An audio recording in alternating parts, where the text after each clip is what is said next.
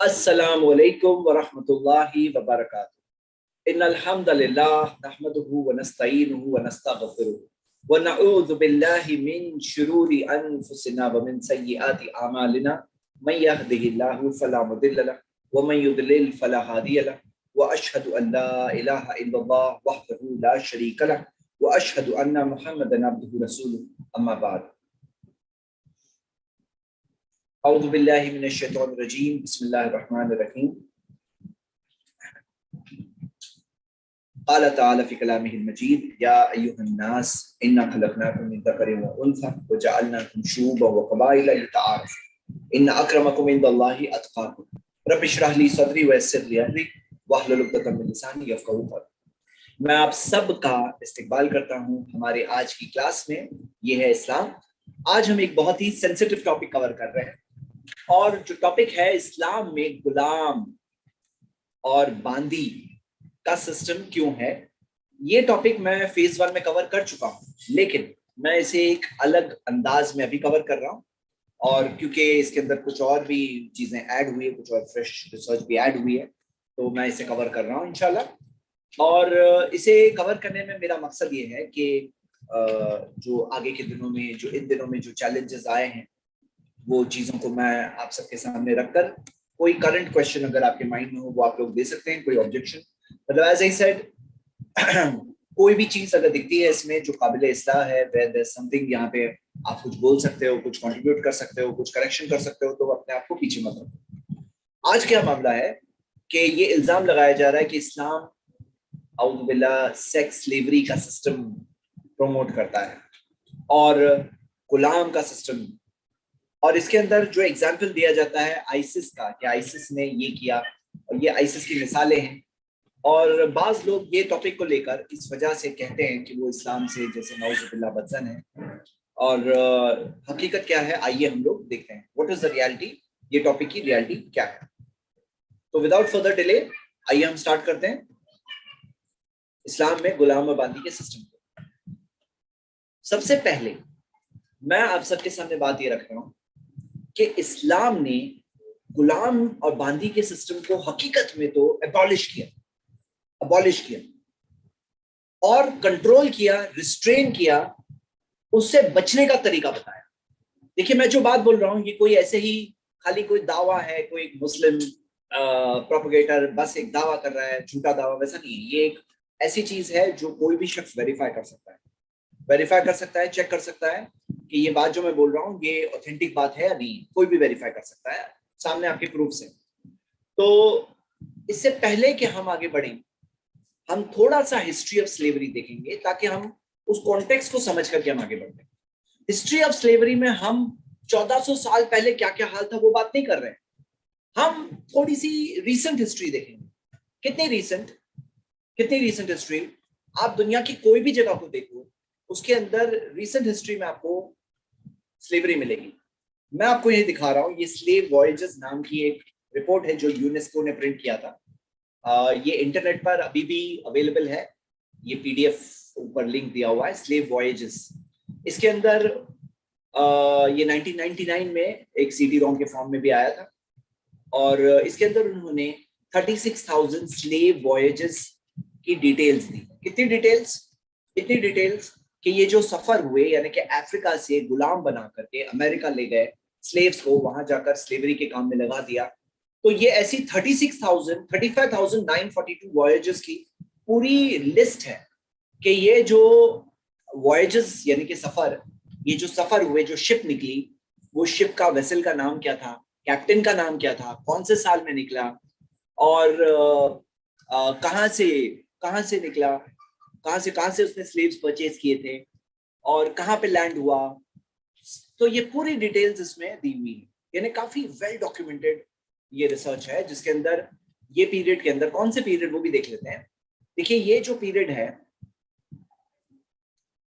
आप देखोगे, इसका जो पीरियड मैं आपको बताता हूँ, जस्ट जो पीरियड के अंदर की रिपोर्ट्स ये मौजूद है। और वो सेम चीज आपको ये एक और American slave a composite autobiography, इसके अंदर ये 41 वॉल्यूम्स की सीरीज है, जिसके अंदर 2300 फॉर्मर स्लेव्स के फर्स्ट हैंड रिपोर्ट है। यानी वो कहते हैं कि उनके साथ क्या क्या हुआ, क्या क्या चीजें थी। ये फर्स्ट हैंड रिपोर्ट इसमें मौजूद है, हाँ, यहाँ पर इसके अंदर।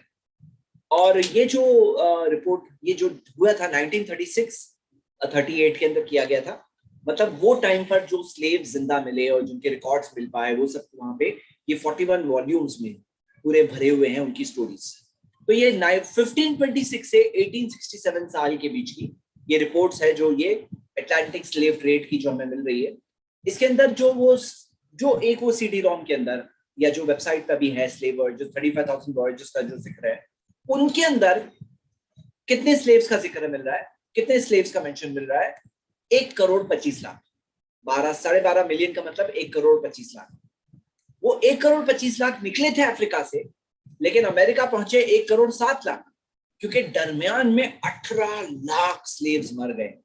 18 लाख, 18 लाख, यानी कि आप देखोगे परसेंटेज वाइज ऑलमोस्ट 15%, 15% स्लेव्स रास्ते में ही मर गए। क्यों? इसके अंदर ये डायग्राम भी दिया हुआ है कि वो स्लेव्स को कैसे पैक किया जाता था, कितनी इनह्यूमन कंडीशन में। ये डेक के अंदर ये जो आप देख रहे हैं ना, ये इस तरह से स्लेव्स को पैक किया जाता था। ये इंसान है जिनको पैक किया जाता था, और बिना लिबास के मर्दों औरतों को अलग अलग इस तरह से पैक कर दिया जाता था, कुछ भी जगह नहीं। हाँ, ये अपर डेक लोअर डेक दोनों फोटोज इसकी दी हुई है, यानी पूरा जैम पैक्ड। हाँ, जैम पैक्ड। और चेंड होते थे, 12% जो सर्वाइव नहीं होते थे, 12%। और वहां पर जब पहुंच जाते थे जो लोग, तो उनमें भी स्लेव्स का डेथ रेट इतना ज्यादा था और बर्थ रेट इतना कम था कि उनकी पॉपुलेशन उतनी नहीं होती थी। यानी पॉपुलेशन जो होती है ना, माँ बाप 2 होते हैं, उसमें से कम 2 बच्चे आने चाहिए ना, कम से कम 2 बच्चे जिंदा रहने चाहिए, तो पॉपुलेशन कंटिन्यू होगी। लेकिन उनकी पॉपुलेशन, जो स्लेव्स की पॉपुलेशन, कंटिन्यूसली गिरती जाती थी। इस वजह से नए नए स्लेव्स बार बार इंपोर्ट करने पड़ते थे अफ्रीका से, वहां पे और आजाद लोगों को स्लेव्स बनाकर, गुलाम बनाकर उन्हें यहाँ लाया जाता था। हम आगे क्या देखते हैं कि infant and child mortality rate वो गुलामों में डबल था कंपेयर टू उनके जो व्हाइट जो मास्टर्स थे, उनसे डबल था गुलामों में। हाफ ऑफ द ये जो गुलाम थे, इनमें से आधे जिंदगी के जो गुलाम के बच्चे थे, वो आधे जो फर्स्ट ईयर ऑफ लाइफ में सिर्फ सर्वाइव नहीं हो पाते, हाफ। और मेजर कंट्रीब्यूटर जो high infant and child death rate, वो था क्रॉनिक अंडर नरिशमेंट, यानी कि उनको खाना नहीं दिया था, खाना उनको बराबर नहीं दिया था। कई सारी बीमारियां स्लेव्स में कॉमन थी, blindness, abdominal swelling, bowed legs, skin के प्रॉब्लम्स, पेरी और कई सारी ऐसी स्किन प्रॉब्लम्स और विटामिन डी के प्रॉब्लम्स, रिकेट्स और diarrhoea, dysentery, whooping cough, respiratory diseases, worms. तो हम देखते हैं कि ये चलता रहा। ये कब की बात है? 1800s। फाइनली 1833 में यूके ने, यानी आज से लेस देन 200 इयर्स, हम लोग अभी देख रहे हैं, अब हम लोग 2022 में है ना, ये 33 की बात हो रही है, 190 इयर्स पहले की बात हो रही है। और इस्लाम कितने पहले साल पहले की बात कर रहे हैं? वो 1400 इयर्स पहले की बात कर रहे हैं। ये तो कितने 190 इयर्स पहले यूके ने बैन किया। अमेरिका ने 1865 में 13th अमेंडमेंट पास किया, और फिर भी जाकर 1948 में यूएन ने इंटरनेशनल तौर पे universal declaration of human rights के अंदर आर्टिकल 4 के तहत स्लेवरी को कॉन्ट्ररी टू ह्यूमन राइट्स बताया और स्लेवरी को अबॉलिश किया। ओके, स्लेवरी अबॉलिश किया। तो हम ये देखते हैं कि ये 1400 साल पहले गुलामी दुनिया का एक नॉर्मल और आम चीज थी। उस सिचुएशन में इस्लाम ने क्या किया, हम वो देखते हैं। तो इस्लाम ने स्टार्ट किया ऐसे नहीं है, ये तो चल रहा था दुनिया में। दुनिया के हर गोशे में अपने रिकॉर्ड्स है कि वहां पे किस फॉर्म की स्लेवरी चलती, किस तरह से स्लेवरी एक जमाने में एग्जिस्ट किया करती। अब इस्लाम ने कैसे डील किया स्लेवरी से, आप देखोगे कि वो जमाने में जो स्लेवरी होती थी, एक ऐसा होता था कि कोई भी आजाद शख्स है, उसको जाकर के पकड़ करके गुलाम बना, कोई रास्ता भटक गया, कोई है जिसे जाकर बाज लोगों ने पकड़ लिए और लेकर के उसे गुलाम बना लेते। सेकेंड एक और था डेट स्लेवरी। डेट स्लेवरी यानी किसी ने किसी को कर्ज दिया है, वो कर्ज अदा नहीं कर पा रहा है, तो फाइनली उसको एक स्टेज आएगा कि उसको गुलाम बना लिया जाएगा। तो इस्लाम ने आजाद लोगों को गुलाम बनाना हराम किया, डेट स्लेवरी हराम किया।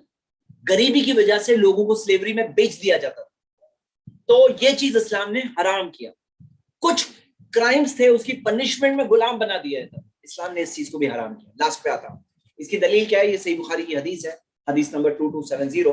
क़ाल अल्लाह तआला सलासतुन नबी सल्लल्लाहु अलैहि वसल्लम ने फरमाया कि अल्लाह ने कहा, नबी सल्लल्लाहु अलैहि वसल्लम ने फरमाया कि अल्लाह कहता है, क़ाल अल्लाह ताला, अल्लाह ने कहा, सलासतुन अना खस्मुहुम यौमल क़ियामा, तीन है जिनके खिलाफ मैं खुद उनके खिलाफ ओपोनेंट होऊंगा क़यामत के दिन, अल्लाह ताला खुद।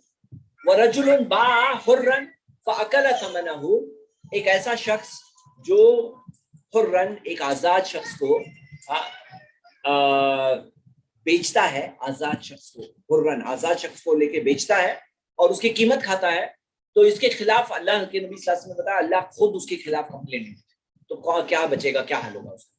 तो मतलब एक आजाद शख्स को पकड़ करके बेच देना, गुलाम बना देना, ये इस्लाम ने हराम किया कि कोई भी आजाद शख्स को पकड़ के बेच नहीं सकते और उसकी कीमत खा नहीं सकते। हाँ, ये बात हम देखते हैं। लेकिन प्रिजनर ऑफ वॉर का आप मामला जो देख रहे हैं कि प्रिजनर ऑफ वॉर के तौर पे हम देखते हैं कि स्लेवरी कंटिन्यू थी। जैसे आप देखोगे कि प्रिजनर ऑफ वॉर के अंदर जंग हो रही है, अब दोनों तरफ की फौजें हैं, वो फौजें एक दूसरे से लड़ती है, तो जो प्रिजनर ऑफ वॉर पकड़े जाएंगे उनको गुलाम बनाया जाएगा, ये होता था। अब अगर मान लो, आप इमेजिन करो एक सिनेरियो कि मुस्लिम आर्मी आया, कहे कि हम लोग प्रिजनर ऑफ वॉर नहीं बनाएंगे, हम लोग प्रिजनर ऑफ वॉर नहीं बनाएंगे। अब सामने वाली फौज अगर यहां पे पकड़ ले तो इनको प्रिजनर ऑफ वॉर बनाएगी, सॉरी गुलाम बनाएगी, प्रिजनर ऑफ वॉर पकड़ के गुलाम बनाएगी। लेकिन अगर मुस्लिम्स गुलाम नहीं बनाएंगे तो फिर क्या होगा, एक टाइप का डिसएडवांटेज हो जाता है। जैसे मैं आपको एक मिसाल देता हूं, इस्लाम के अंदर जला के मारना अलाउड नहीं है, हदीस है सही बुखारी की कि किसी को भी जला के मार नहीं सकते। अब कोई अगर मुस्लिम कंट्री अगर वॉर करती है और वॉर के अंदर हम देखते हैं एक्सप्लोजिव्स यूज होते हैं, वो एक्सप्लोजिव्स के अंदर जो मिसाइल्स है उसके अंदर भी एक्सप्लोजिव्स होते हैं, जो कई सारी टाइप की जो शेल्स, आर्टिलरी, उसके अंदर एक्सप्लोजिव्स होते हैं। अगर मुस्लिम फौज कहे कि नहीं नहीं हमारे यहाँ जला के मारना हलाल नहीं है, तो हम लोग तो तलवार लेकर आएंगे, हम लोग कोई ये टाइप के वेपन्स नहीं यूज करेंगे, तो क्या वो फेयर होगा? उस टाइप की जंग सिनेरियो में फेयर होगा क्या? एक डिसएडवांटेज नहीं होगा उस मुस्लिम फौज के लिए? तो हम देखते हैं कि ये प्रिजनर ऑफ वॉर को गुलाम बनाना ये क्या था? एक ऐसी चीज है जो बायलैटरल है। अगर दोनों साइड्स अग्री करते हैं कि हाँ हम लोग प्रिजनर ऑफ वॉर को गुलाम नहीं बनाएंगे, जैसे अभी अग्री हुआ है, तो फिर वेरी गुड, इस्लाम ने तो ये सिखाया है। फक्कु रक़बा, नीचे देखो सूरह 90 वर्स 13, गुलाम को आजाद करो, गुलाम को आजाद करो।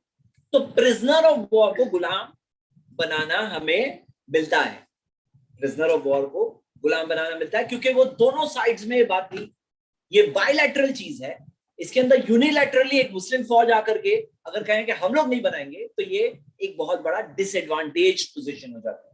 लेकिन आप ये आयत भी पढ़िए, सूरह मोहम्मद की आयत नंबर 4, फइम्मा मन्नम बादू व इम्मा फिदान, कि उसके बाद या तो मन्नन यानी ऐसे ही फ्री कर दो, या तो फिदान यानी रैंसम में या तो पैसे लो या तो सामने प्रिजनर्स लो, उसके बदले में फ्री करो। तो इस्लाम ने, नोट करो, स्लेवरी को कंपलसरी नहीं किया। क्या मतलब? सर बहुत इंपॉर्टेंट बात है, स्लेवरी इस्लाम में कंपलसरी नहीं है कि प्रिजनर ऑफ वॉर को स्लेव ही बनाओ, ऐसा कंपलसरी नहीं है। आप देखोगे कि प्रिजनर ऑफ वॉर के अंदर आप एक चीज देखिए, इस्लाम के अंदर कई ऑप्शन है। प्रिजनर ऑफ वॉर के साथ तुम क्या कर सकते हो, ये जैसे आपने सूरह मोहम्मद की आयत नंबर 4 देखे ना, ऐसे ही आजाद कर दो प्रिजनर ऑफ वॉर को, ऐसे ही आजाद कर दो।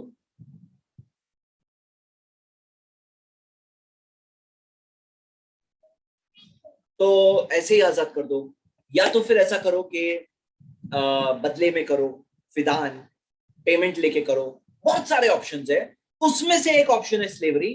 तो इस्लाम के अंदर स्लेवरी कंपलसरी नहीं है। अगर कंपलसरी होती तो क्या होता मालूम है? अगर कंपलसरी होती तो क्या होता? कंपलसरी होती ना, तो इन दैट सिचुएशन जब सामने वाले नहीं भी कर रहे हैं तो भी हमें करना पड़ता। कंपलसरी नहीं है। अगर जो लोग आज इल्जाम लगा रहे हैं कि इस्लाम स्लेवरी के सिस्टम को सिखाता है, हम उन्हें कहते हैं कि एक ऐसी आयत बताओ या एक ऐसी हदीस बताओ जिसमें दिया है कि गुलाम बनाओ नहीं सिखाया गया, बन जाए तो क्या करो बताया गया कि गुलाम अगर बन गए हैं तो क्या करना है, वो चीज बताई हुई है। तो हम क्या देख रहे हैं कि ये इस्लाम ने कंपलसरी नहीं किया। नंबर 2, इस्लाम ने अबॉलिश भी नहीं किया स्लेवरी। अब कोई कहे अबॉलिश क्यों नहीं किया, अभी तो अबॉलिश्ड है, अभी अबॉलिश्ड है ना, अभी अबॉलिश्ड है। कल क्या बोल सकते हैं हम कि कल भी अबॉलिश रहेगा, कोई गारंटी नहीं है।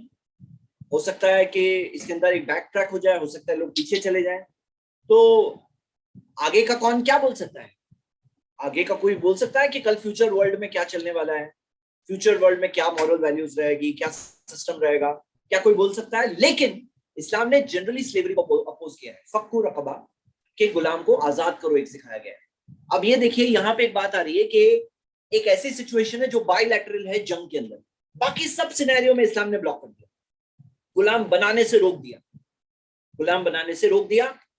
एक सिनेरियो ओपन रखा, प्रिजनर ऑफ वॉर, और वो जो सिनेरियो के अंदर भी स्लेव्स को राइट्स दिए, स्लेव्स को फ्रीडम का तरीका दिया।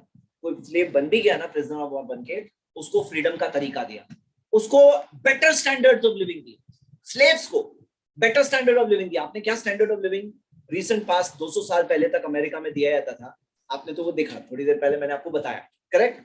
इस्लाम ने क्या स्टेट दिया 1400 साल पहले, वो आप अभी थोड़ी देर बाद देखेंगे। तो मतलब जो चीज को लोग अपोज कर रहे हैं, अगर उसके सिनेरियो और बैकग्राउंड को समझेंगे, इस्लाम की टीचिंग को समझेंगे, वो लोग बोलेंगे वाओ कितना बेहतरीन सिस्टम, 1400 साल पहले इंसानों को वो अप्रूव दिए। इस्लाम ने 1400 साल पहले सिखाया सारे इंसान बराबर है, सब इंसान बराबर है, कोई ऊंच नीच नहीं है, अल्लाह की नजरों में सबके सब इंसान बराबर है, कोई गुलाम हो मालिक हो, उसका मामला आखिरत में क्या होगा वो अलग है। हाँ, तो हम ये देख रहे हैं, आइए हम इसको स्टडी करते हैं। तो एक बात मैं आपको एक मिसाल के तौर पे कह रहा हूँ, इमेजिन करो एक फ्यूचर वर्ल्ड जहां पर लोग जाकर उस फ्यूचर वर्ल्ड में मानने लगे कि ये जेल में रखना बहुत बड़ा जुल्म है। अभी नहीं माना जाता है कि जेल में रखना जुल्म है, लेकिन सोचो, एक इमेजिन करो एक फ्यूचर वर्ल्ड जहां पे लोग मिलकर ये कंक्लूजन पे पहुंचे जेल में रखना बहुत बड़ा जुल्म है। और अगर आप देखोगे ना, तो जेल के अंदर जिस तरह से लोग सफर होते हैं, जिस तरह से टॉर्चर है एक तरह का जेल का लिविंग, ये खुद एक बहुत बड़ा ह्यूमन राइट्स अब्यूज है। ये एक टाइप की स्लेवरी है जो चल रही है। हाँ, एक टाइप की स्लेवरी है जो चल रही है, मैं आपको उसकी डिटेल्स थोड़ी देर बाद बताऊंगा। और जेल के जो कैदी होते हैं उनके साथ कैसी क्या जिंदगी होती है, क्या वो करते हैं, और कितना इफेक्टिव है कि वहां जाकर लोग और बड़े क्रिमिनल बन के निकलते हैं आमतौर पर। तो हो सकता है, सोचो जरा फ्यूचर वर्ल्ड में, सपोज करो जेल के सिस्टम को बैन कर दिया, और फिर वो बोलते हैं कि देखो ये सन 2022 वाले जो लोग थे ना, वो लोग जेल में रखा करते थे, कितने बड़े जालिम थे वो, सब लोग करते थे, कितना गलत था। तो हम कहते हैं जरा रुको, अभी आपको वर्ल्ड को यहाँ के प्रिवेलेंट सिस्टम के एतबार से देखना पड़ेगा, आप वो फ्यूचर के वैल्यूज के हिसाब से यहाँ नहीं अप्लाई कर सकते। ये एक बहुत इंपॉर्टेंट चीज है। चलिए बैकग्राउंड के साथ हम स्टार्ट करते हैं कि स्लेवरी प्रिजनर ऑफ वॉर के लिए, ये मैंने आपको एक्सप्लेन किया कि प्रिजनर ऑफ वॉर के लिए स्लेवरी एक ओपोनेंट नहीं तो अनड्यू एडवांटेज होता है। अब आप देख रहे हो जैसे अभी क्या सिनेरियो है, 1864 में फर्स्ट जिनेवा कन्वेंशन हुआ, सेकंड जिनेवा कन्वेंशन हुआ, फिर थर्ड हुआ 1929 में, फोर्थ जिनेवा कन्वेंशन 1949 में। अभी तक टोटल 195 कंट्रीज ने रेटिफाई किया है कि हम लोग गुलाम नहीं बनाए। अभी यानी बायलैटरली अग्रीड है। और मुस्लिम्स को तो ये सिखाया गया, अल मुस्लिमूना अला शुरूतिहिम, मुसलमान तो अपनी शर्तों पे होते हैं, जो बात अग्री करते हैं फॉलो करते हैं, अपने बातों को पूरा करते हैं, मुआहदे को पूरा करते हैं। हमारे लिए तो अच्छा है ना, आज हम तो बिलीव ही करते हैं इस चीज में। फक्कु रकबा कुरान का वर्ड्स है, गुलाम को आजाद करो 1400 साल पहले से। तो हमारे लिए तो खुशी की बात है कि आज 195 कंट्रीज ने अग्री किया है, अब म्यूचुअली अग्रीड है कि गुलाम नहीं बनाना है, तो it goes along with it. मतलब अभी ये बायलैटरल चीज है, तो मुस्लिम्स के लिए बायलैटरल में भी आसानी है अभी। हाँ, बायलैटरल में भी आसानी है। तो जैसे आप देखेंगे सुने यहाँ पर 1953 में जो स्लेवरी कन्वेंशन हुआ, और जो इसके अंदर अमेंड हुआ 1953 में, 1926 में, तो या युल्लज़ीना आमनू औफू बिल-उक़ूद, ऐ ईमान वालों अपने वादे अक़द पूरे करो, ये इस्लाम ने सिखाया है। ओके, इंशाल्लाह इस इंट्रोडक्शन के बाद चलिए हम आगे बढ़ते हैं।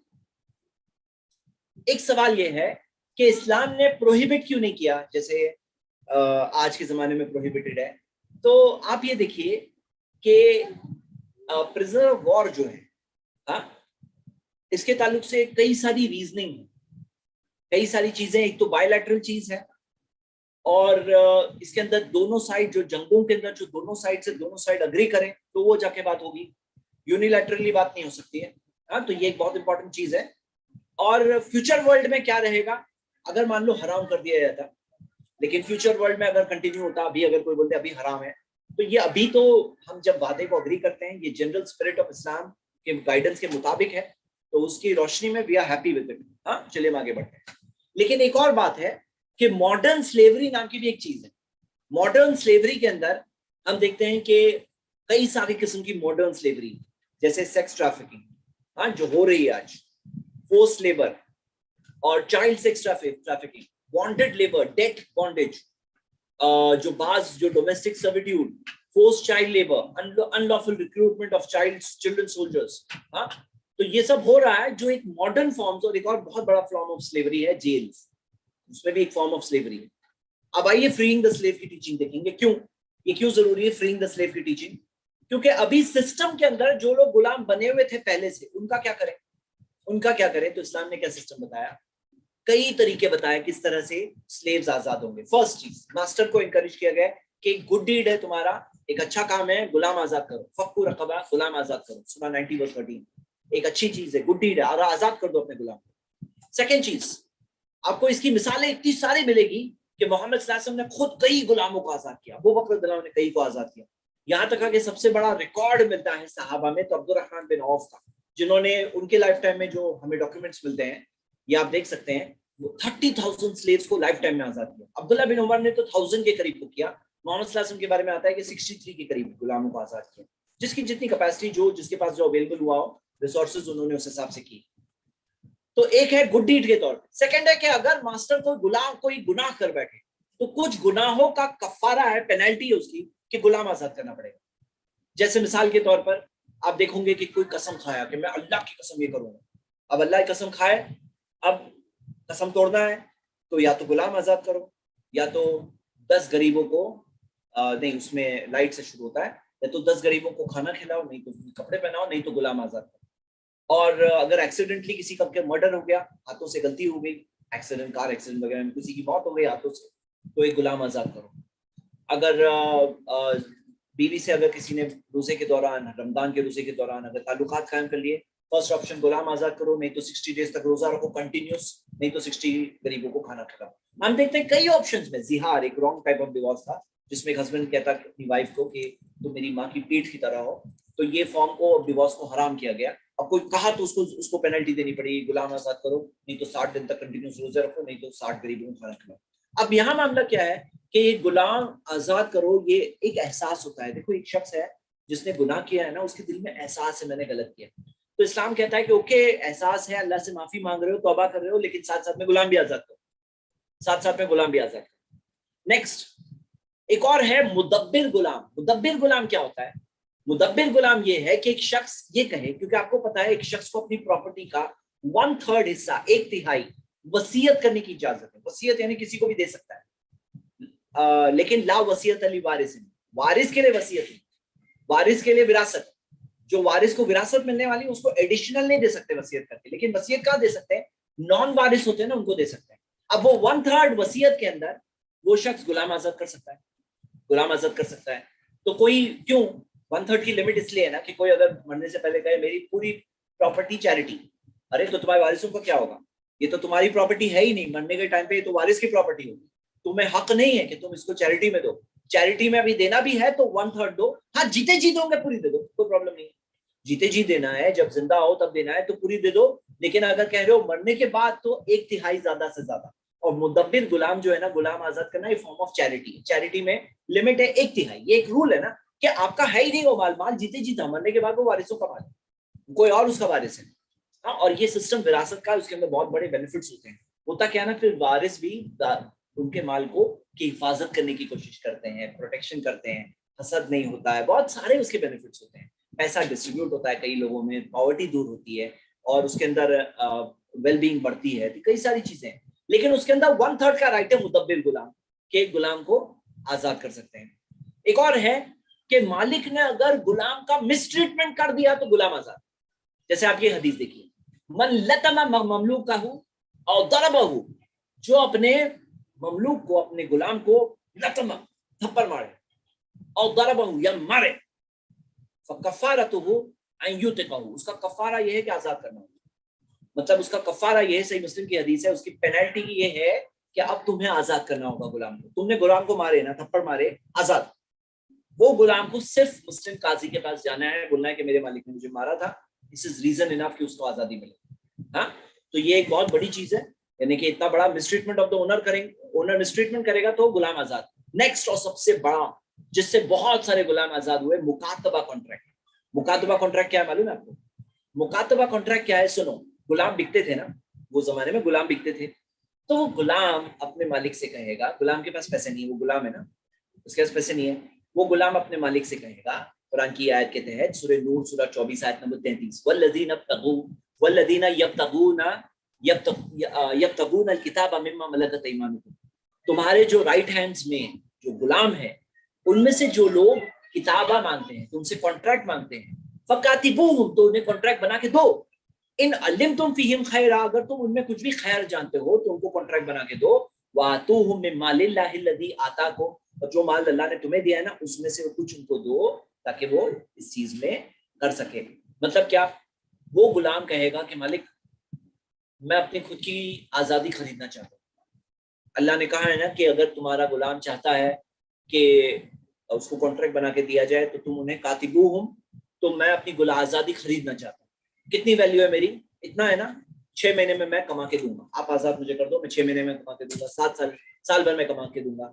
अब ये आतूहुम जो है ना, इस आयत की तफसीर में आता है, आतूहुम ये जमा का सिगा है।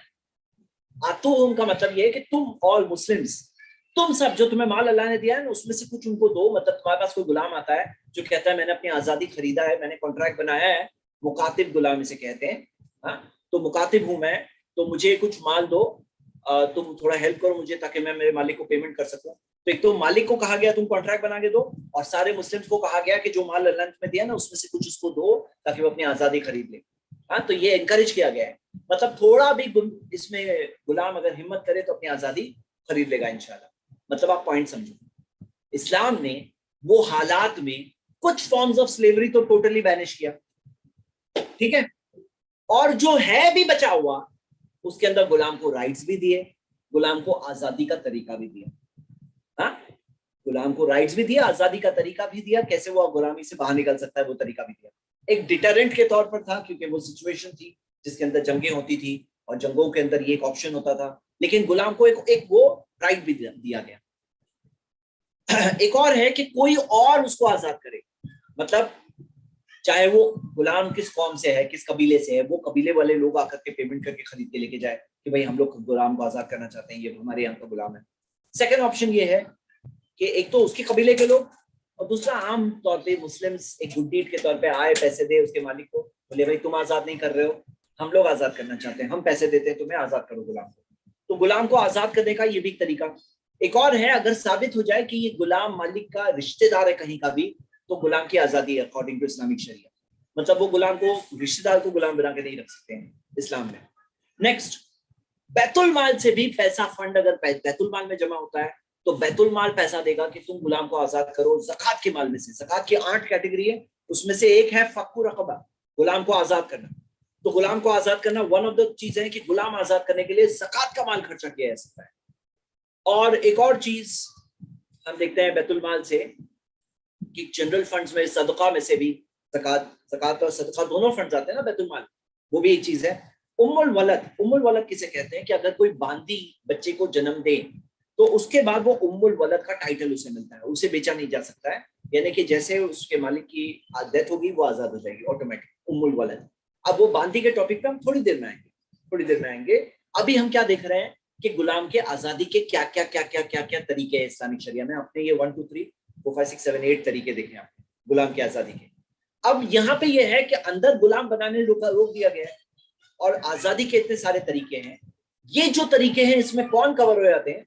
इसके अंदर जो बाय, जैसे होता है ना बाय डिसेंट, कि भाई बाप गुलाम है तो बच्चा कौन होगा? गुलाम होगा। वो सिस्टम जो चलता था, तो वो सिस्टम के तहत कोई बच्चा गुलाम है, लेकिन ये सारे तरीके हैं जिससे कि गुलाम आजादी खरीद सकता है, अपनी आजाद बन सकता है।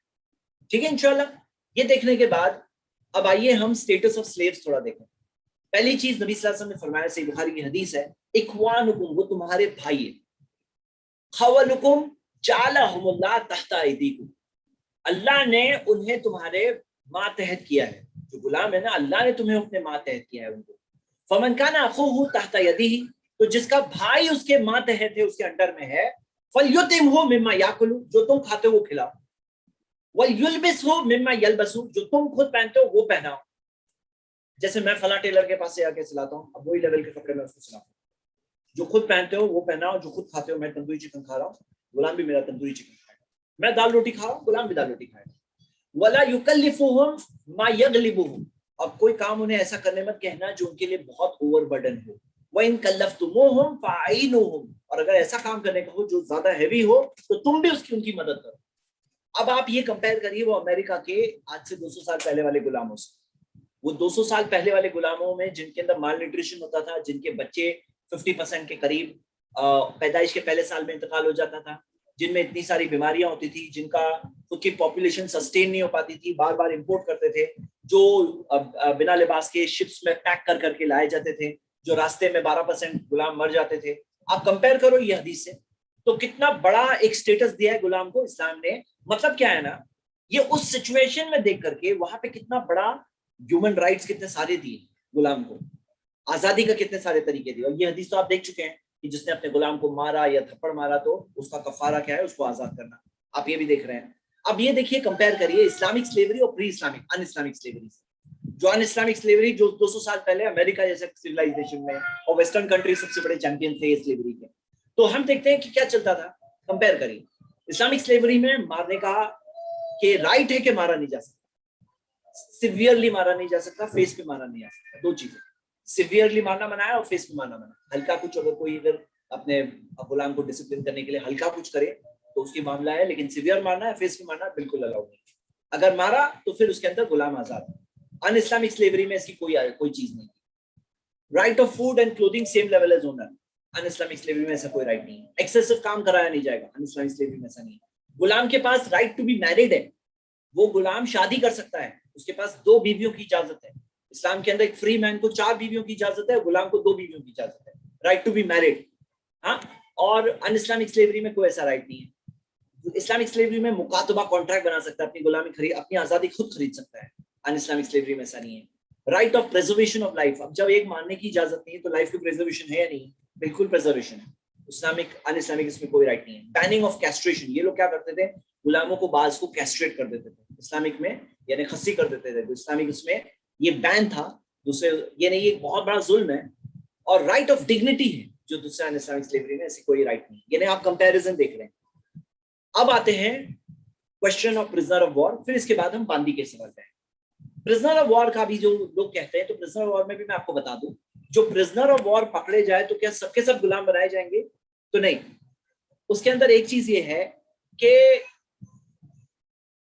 हमने देखा कि फ्री लोगों को, ये हम देख चुके हैं स्लाइड, मैं रिपीट कर रहा हूं यहाँ पे, फ्री लोगों को आजाद बनाना मना है।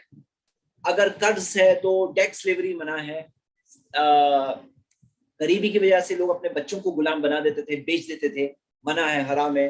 कुछ क्राइम्स के पनिशमेंट के तौर पे मना है। लेकिन प्रिजनर ऑफ वॉर अलाउड है। तो प्रिजनर ऑफ वॉर में भी आपको बता दूं, सब प्रिजनर ऑफ वॉर को गुलाम नहीं बनाया जाएगा। एक ऑप्शन है फ्री करना, एक ऑप्शन है रैंसम मनी, पैसे लेके फ्री कर देना। एक होता है तुम हमारे कैदी को छोड़ो, हम तुम्हारे कैदी को छोड़ते हैं। एक होता है इम्प्रिजन करके रखा जाए। इसे क्या कहते हैं? जैसे कुरान की आयत है, युतिमून तामा अला हुब्बिही मिस्कीनों व यतीमों व असीरा, असीर कहते हैं कैदी। कैदी का जिक्र है सूरह इंसान में, सूरह 76। और एक और है कि कुछ वॉर क्रिमिनल्स होते हैं, उनको डेथ की पनिशमेंट दी जा सकती है। और गुलामी का भी एक ऑप्शन गुलामी का भी मौजूद है। आगे बढ़ते हैं। तो आप अगर कुरान की सूरह दहर, जो सूरह इंसान जिसे कहते हैं, सूरह 76 की वर्स नंबर 8 की तफसीर देखें, तो इमाम इब्न कसीर ने हदीस को जिक्र किया है कि वयशहदू लिहादा अन्ना रसूला, कुरान की आयत क्या है मैं पहले पढ़ लेता हूँ, कि युतिमून तामा, खाना खिलाओ मिस्कीन को, यानी गरीब को, मिस्कीन जो नीडी होता है, यतीम को यानी ऑर्फन को, और कैदी को, प्रिजनर को। और अल्लाह ताला ने कहा है कि अल्लाह के नेक बंदे जो होते हैं वो खिलाते हैं खाना, मिस्कीन को, यतीम को, कैदी को, और कहते हैं इन्नमा नुतिमुकुम लिवज्हिल्लाह, हम तुम्हें खिला रहे हैं अल्लाह की रजा के लिए। ला नुरीदु मिनकुम जज़ाअ वला शुकूरा, हमें तुमसे बदले में कुछ नहीं चाहिए, शुक्रिया भी नहीं चाहिए। तो ये करते थे मुस्लिम्स। और इस बारे में क्या आता है ये तफसीर में देखिए, वयशहदु लिहादा अन्ना रसूलुल्लाह सल्लल्लाहु अलैहि वसल्लम अमरा असहाबहु, इसके अंदर एक गवाही ये है, एक प्रूफ जो हमें मिलता है कि नबी सल्लल्लाहु अलैहि वसल्लम ने अपने सहाबा को यौम बद्रिन, बद्र की जंग जो हुई थी, बद्र की जंग जो 2 हिजरी में हुई थी, second year of after migration में हुई थी, उसके अंदर नबी सल्लल्लाहु अलैहि वसल्लम ने कहा था कि अन युक्रिमुल उसारा, अपने कैदियों का इकराम करो, ऑनर करो। फकानु युक़द्दिमूनहुम अला अनफुसिहिम इंदल क़दा, जो उनके जो कैप्टिव्स थे वो पहले खाना कैदी को खिलाते थे, प्रेफरेंस देते थे उन्हें खाने पर, अपने खाने से उनको प्रेफरेंस देते थे, उनको बेटर खाना पहले खाना देते थे, फिर खाना खाते थे। यानी कि हम ये देखते हैं कि ये चीज प्रेफरेंस देने में बहुत सारी चीजें हैं, नॉट नेसेसरी पहले, लेकिन जो बेटर चीज उनको देते थे अपने ऊपर। तो आइए, जो प्रिजनर ऑफ वॉर प्रिजन में रखा जाता है और जो इस्लामिक स्लेवरी है, दोनों में कंपैरिजन करते हैं। प्रिजन में जो रखा जाता है, क्या वो अपना कॉन्ट्रैक्ट बना के निकल सकता है? नहीं। इस्लामिक स्लेवरी में कॉन्ट्रैक्ट बना के निकल सकता है। क्या प्रिजन में, जेल में जो रखा गया, क्या वो शादी कर सकता है? नहीं। इस्लामिक स्लेवरी में शादी कर सकता है अपनी 2 वाइफ्स। क्या जो जेल में रखा गया है, क्या वो सोसाइटी को कंट्रीब्यूशन दे सकता है अपनी एबिलिटी से? उसकी एबिलिटी जो होती है उससे यूजफुल बन सकता है? नहीं। लेकिन प्रिजनर इस्लामिक स्लेवरी में जब वो डिस्ट्रीब्यूटेड होता है, फौजियों में डिस्ट्रीब्यूट हो जाता है, सोसाइटी में वो रह रहा है गुलाम, और गुलाम सोसाइटी में रह करके वो सोसाइटी में पॉजिटिवली कंट्रीब्यूट करता है कि अगर मान लो उसके अंदर ये एबिलिटी है तो वो एबिलिटी के बेसिस पे सोसाइटी में कंट्रीब्यूट कर सकता है। प्रिजनर को जेल में रखने में कॉस्ट बहुत हाई है, लेकिन जो इस्लामिक स्लेवरी है उसके अंदर no cost to the state. Prisoner को जब जेल में रखा जाता है तो टॉर्चर किया जाता है। एक टाइप का टॉर्चर सबसे बड़ा ये है कि उसको जो आउटसाइड वर्ल्ड से कट ऑफ करके रखा जाता है ना, बहुत बड़ा टॉर्चर होता है। लेकिन इस्लामिक स्लेवरी में वो सोसाइटी के साथ रह रहा है। Prisoner of war arm forces में नहीं हो सकता, गवर्नमेंट जॉब्स नहीं कर सकता। इस्लामिक स्लेवरी के ना आप देखोगे आर्म फोर्सेस ज्वाइन कर सकते हैं, गवर्नमेंट जॉब्स कर सकते हैं, बल्कि आपको कई सारी मिसालें मिलेंगी, कई सारे स्कॉलर्स मिलेंगे जो स्कॉलर्स बने लेकिन पहले गुलाम थे और बन गए स्कॉलर्स, क्योंकि इतना सारा उनको प्रोवाइड किया जाता है। आपको कितने सारे ऐसे लोग मिलेंगे जो आर्मी में काम करते हुए बड़ी पोजीशंस पे पहुंचे, हालांकि गुलाम थे, करते करते वो पोजीशन पे पहुंच गए। तो नो सेफ्टी ऑफ लाइफ है प्रिजनर ऑफ वॉर में, लेकिन यहाँ पे स्लेव सेफ्टी ऑफ लाइफ है जो इस्लामिक स्लेवरी के अंदर। आपको मैं इसकी मिसाल भी बताऊंगा। 2 मिसालें हम देखते हैं। पहली मिसाल, सोवियत यूनियन के जो प्रिजनर्स ऑफ वॉर थे, जो जर्मन नाजीज ने पकड़ा था, जिनको 1941-1942 के दरमियान, उस दरमियान में बताते हैं तकरीबन 28 lakh Soviet prisoners of war को उन्होंने मार दिया नाजीज ने, और वो उनको सब ह्यूमन समझते थे। हाँ, ये 28 lakh Soviet prisoners of war को पकड़ करके उनको मारा, इन्होंने, जर्मन्स ने। अब कोई भी कहेगा ये तो हिटलर, नाजीज, ये लोग तो बहुत बड़े वो थे। एलाइड फोर्सेस का देखिए, जर्मन प्रिजनर्स ऑफ वॉर को जब वॉर के एंड में 1944 में जब German prisoners of war 35 lakh पकड़े गए थे, 3.5 मिलियन, तो उसमें से उनको जिस हालत में रखा गया था, तकरीबन 10 लाख की डेथ कैप्टिविटी में ही हो गई। कैप्टिविटी में ही हो गई 10 लाख की डेथ, क्योंकि जिन हालात में रखा गया था उनको। और अगर आप बहुत दूर नहीं, अगर आप करंट टाइम्स में देखें तो आज भी आपको जो बहुत सारे अब्यूजेस मिलेंगे जो प्रिजन्स में और प्रिजनर्स ऑफ वॉर के साथ किए जाते हैं, मैं आपको बताऊंगा उसके बारे में। लेकिन उससे पहले देखते हैं कि सडनली इतने सारे प्रिजन्स आएंगे कहां से। मैं आपको बता रहा हूं सडनली इतने सारे प्रिजन्स कहां से आएंगे। कॉस्ट ऑफ कंस्ट्रक्टिंग प्रिजन्स क्या है, कॉस्ट ऑफ मेंटेनिंग प्रिजन्स क्या है। देखिए, ये एक रिपोर्ट है, आप ये देख सकते हैं, the cost of health care in prison and custody. तो देखा गया कि प्रिजन्स में ऑपरेटिंग कॉस्ट अलग अलग जगह का अलग अलग है। इंडिया का सबसे कम है, यानी ये चार्ट में सबसे कम दिख रहा है। ऑफ कोर्स इंडिया से कम वाली भी कंट्रीज है, लेकिन इंडिया का ये कंपैरिजन में सिर्फ $5,900 पर प्रिजनर। लेकिन उसके कंपैरिजन में यूनाइटेड स्टेट्स में, अमेरिका में $29,000 पर प्रिजनर। हाँ, $29,000। और ऐसी कंट्रीज है जैसे फॉर एग्जांपल आयरलैंड, उसमें $68,000 है। हाँ, और नॉर्दर्न आयरलैंड। तो आप देख रहे हैं कितना ज्यादा। अगर आप फॉर एग्जांपल सिर्फ यूनाइटेड स्टेट्स का भी एस्टिमेट देखो कि जो 29,000, मैं जरा मल्टीप्लाई करके बता रहा हूँ करंटली विद 78, यानी कि एक प्रिजनर का पूरे साल भर का खाना पीना, safety, security, housing, etcetera, medical, सब मिला के 23 लाख रुपए का खर्चा है। कहाँ पे? अमेरिका में। इंडिया कितना खर्चा कर रहा है? $5,900 के हिसाब से अगर आप कंपेयर करते हैं तो करंट रेट के हिसाब से तकरीबन 4.5 लाख रुपए एक प्रिजनर पे खर्चा है। अब अगर आपके पास सोचो 10 लाख प्रिजनर्स आ गए, हाँ, तो पहले तो प्रिजनर्स, अगर आपके पास भी इतने आ गए, सपोज प्रिजनर्स ऑफ वॉर, तो पहले तो आप उनको कैसे रखोगे, कहाँ रखोगे, इतने सारे प्रिजन्स कैसे आ जाएंगे, उसके पीछे खर्चा क्या है, कितना बड़ा ओवरहेड है। तो वो जो इस्लामिक स्लेवरी के अंदर कैसा होता है कि उससे उन्हें डिवाइड कर दिया जाता है। मैं जस्टिफाई नहीं कर रहा हूँ, वो भी उस जगह के उन हालात के एतबार से, not for something which is preferred, क्योंकि प्रिफर्ड क्या है, सबको रखा गुलाम आजाद किया जाए, ये प्रिफर्ड है। चलिए हम आगे देखते हैं। अभी करंट टाइम्स 2003 के वगैरह की जो रिपोर्ट्स आई थी अबू गुरैब के, जो प्रिजनर्स को जो रखा गया था, हाँ, जो रखा गया था, और उसी तरह जो कौन सा था जो यूनाइटेड स्टेट्स ने जो डिटेंशन सेंटर्स बनाए थे, और जिस तरह के ह्यूमन राइट्स अब्यूज वहां पे निकल के आए, जो रिपोर्ट हुए, जो बातें आई, जिस तरह के इंसानी हुकूक को वायलेशंस, जिनेवा कन्वेंशन वगैरह सब साइड पे अमेरिका ने ऐसे वायलेशंस किए। और जब आर्ग्यू किया गया तो क्या कहा, जो कैंप एक्सरे था, हाँ कैंप एक्सरे वगैरह कहाँ पर, लोकेशन का नाम किसी को याद आ रहा है तो बताइए, तो कहा कि नहीं नहीं ये प्रिजनर्स ऑफ वॉर नहीं है, ये तो अनलॉफुल कम्बैटेंट्स है। Playing with words, you are playing with words, कि अनलॉफुल कम्बैटेंट्स है। हाँ, तो क्या है मामला, हम ये देखते हैं कि ये क्या है, ये चीज क्या है, प्रिजनर्स ऑफ वॉर को अनलॉफुल कम्बैटेंट्स के। तो ये सारे जो कन्वेंशन वगैरह क्या होगा, 2005 तक प्रोटोकॉल रैटिफाई किया जा रहा है बार बार, क्या है। अब ये सब देखने के बाद तो हमने अभी तक क्या सेक्शन देखा, फर्स्ट सेक्शन में हमने ये देखा कि किस तरह से गुलामी प्रिफर्ड चीज नहीं है। इस्लाम ने कई फॉर्म्स ऑफ गुलामी बैन कर दिए, आजादी के कई फॉर्म्स दे दिए, लेकिन प्रिजनर ऑफ वॉर के तौर पे बाकी रखा।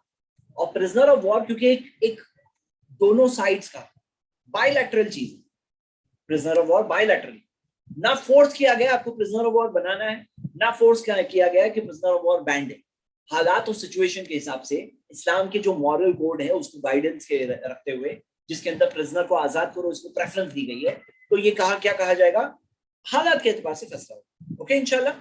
अब हम आगे बढ़ते हैं, सेंसिटिव टॉपिक पे हमारे हैं, और ये जो टॉपिक्स जो लगाए जाते हैं, सेक्स स्लेवरी और ये सब चीजें, बहुत सारे इल्जाम, यहाँ तक कि मोहम्मद सल्लल्लाहु अलैहि वसल्लम के ऊपर भी इल्जाम लगाए जाते हैं। तो आइए हम स्टार्ट करते हैं फीमेल स्लेव्स का टॉपिक।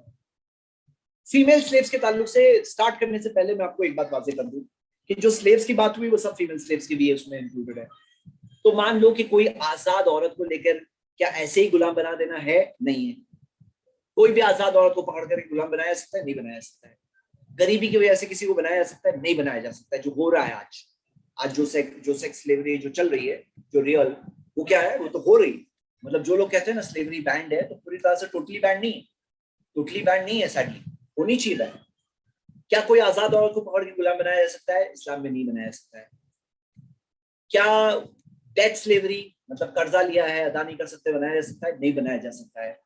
क्या कोई सजा के तौर पे नहीं किया जा सकता है। सिर्फ एक चीज है, वो है प्रिजनर ऑफ वॉर। अब प्रिजनर ऑफ वॉर में वाजे कर दो कि प्रिजनर ऑफ वॉर में जो औरत लड़ने आई है वो बनेगी प्रिजनर ऑफ वॉर। ऐसा नहीं कि कोई एरिया के सब लोग, नॉन कम्बैटेंट्स नहीं बनेंगे प्रिजनर ऑफ वॉर। जो कम्बैटेंट्स है वो लोग, जो कम्बैटेंट्स जो लड़ रहे हैं वो लोग, या तो जो लोग टोटली इन्वॉल्व है उसके अंदर, जो जंग के अंदर टोटली इन्वॉल्व है। तो ये क्या है, ये है प्रिजनर ऑफ वॉर के ताल्लुक से एक इंपॉर्टेंट बात। और इसके अंदर भी जो सारे राइट्स देखे कि क्या वो औरत जो प्रिजनर ऑफ वॉर बन जाए, हम क्या प्रिफर कर रहे हैं, हम तो ये प्रिफर करते हैं फक पूरा गुलाम आजाद। हम प्रिफर ये करते हैं कि किसी को प्रिजनर ऑफ वॉर नहीं बनाया जाए, किसी को गुलाम नहीं बनाया जाए, गुलामी खत्म हो जाए।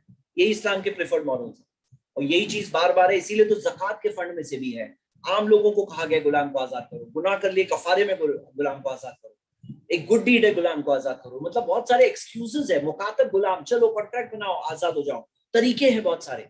तो ये इसलिए है, ये इस्लाम के मॉरल्स हैं। अब हम आगे बढ़ते हैं कि अगर कोई औरत फाइनली बन गई गुलाम, तो वो क्या हो सकता है, उसकी भी अलग अलग सिनेरियो। फर्स्ट, जरूरी नहीं है कि उसके साथ में ताल्लुकात रिलेशंस वगैरह होंगे। मैं उसमें बता दूं वाजे, सर्वेंट इन द हाउस के तौर पे भी हो सकती है, सिर्फ सर्वेंट इन द हाउस, बस खादिम आएगी और कुछ नहीं। उसके साथ रिलेशंस होना लाजिम नहीं है, जरूरी नहीं है। ये सर्वेंट इन द हाउस भी हो सकती है। ये हो गया first. Second option as a wife, उसको वाइफ बना करके शादी करके ले सकते हैं। ये क्या है, हदीस देखिए सही बुखारी की, तलातुन नबी सल्लल्लाहु अलैहि वसल्लम ने फरमाया यूतौना अजरहुम मरतैन, तीन है जिनको डबल अजर मिलेगा। अर्रजुलु तकूनु लहुल अमतु, एक ऐसा आदमी जिसके पास एक बांदी है, स्लेव गर्ल है, फयुअल्लिमुहा, वो उसको सिखाता है, नॉलेज देता है, फयुसिनु तालीमहा, और अच्छी तरह से उसको तालीम देता है, वयुअद्दिबुहा फयुसिनु अदबहा, उसे अदब देता है, टिकट सिखाता है, मैनर्स सिखाता है और बेहतरीन मैनर्स सिखाता है। तो मायुतिकुहा फयतज़व्वजुहा फलहु अजरान, उसे आजाद करता है, उससे शादी करता है तो उसके लिए दुगना अजर है। आजाद करता है, उससे शादी करता है, दुगना अजर है। और हम देखते हैं नबी सल्लल्लाहु अलैहि वसल्लम ने बाज जो स्लेव गर्ल्स को आजाद किया और उनसे शादी की। तो उसमें हम देखते हैं कौन है, आप में से कौन बता सकता है? हाँ, कौन है हमारी मदर्स ऑफ बिलीवर्स में, कौन थी जो पहले गुलाम थी और वहां से आजाद करके नबी सल्लल्लाहु अलैहि वसल्लम से शादी की? हाँ, तो कौन है? जुवैरिया रदियल्लाहु अन्हा। हाँ, उनमें से एक जुवैरिया रदियल्लाहु अन्हा है। और आप उसमें ये देखोगे कि उसके अंदर और भी आप देख सकते हो। और कौन है? सफिया रदियल्लाहु अन्हा। हाँ, सफिया रदियल्लाहु अन्हा, दोनों उसके अंदर ये हम देख रहे हैं, मिसाल है। तो एक सेकंड ऑप्शन है कि मैरी करें। फर्स्ट ऑप्शन क्या था कि वो just servant of the house रहे, वाइफ हो। थर्ड है कि कोई और शख्स किसी और की बांदी से, स्लेव गर्ल से शादी करें, ये भी एक ऑप्शन है।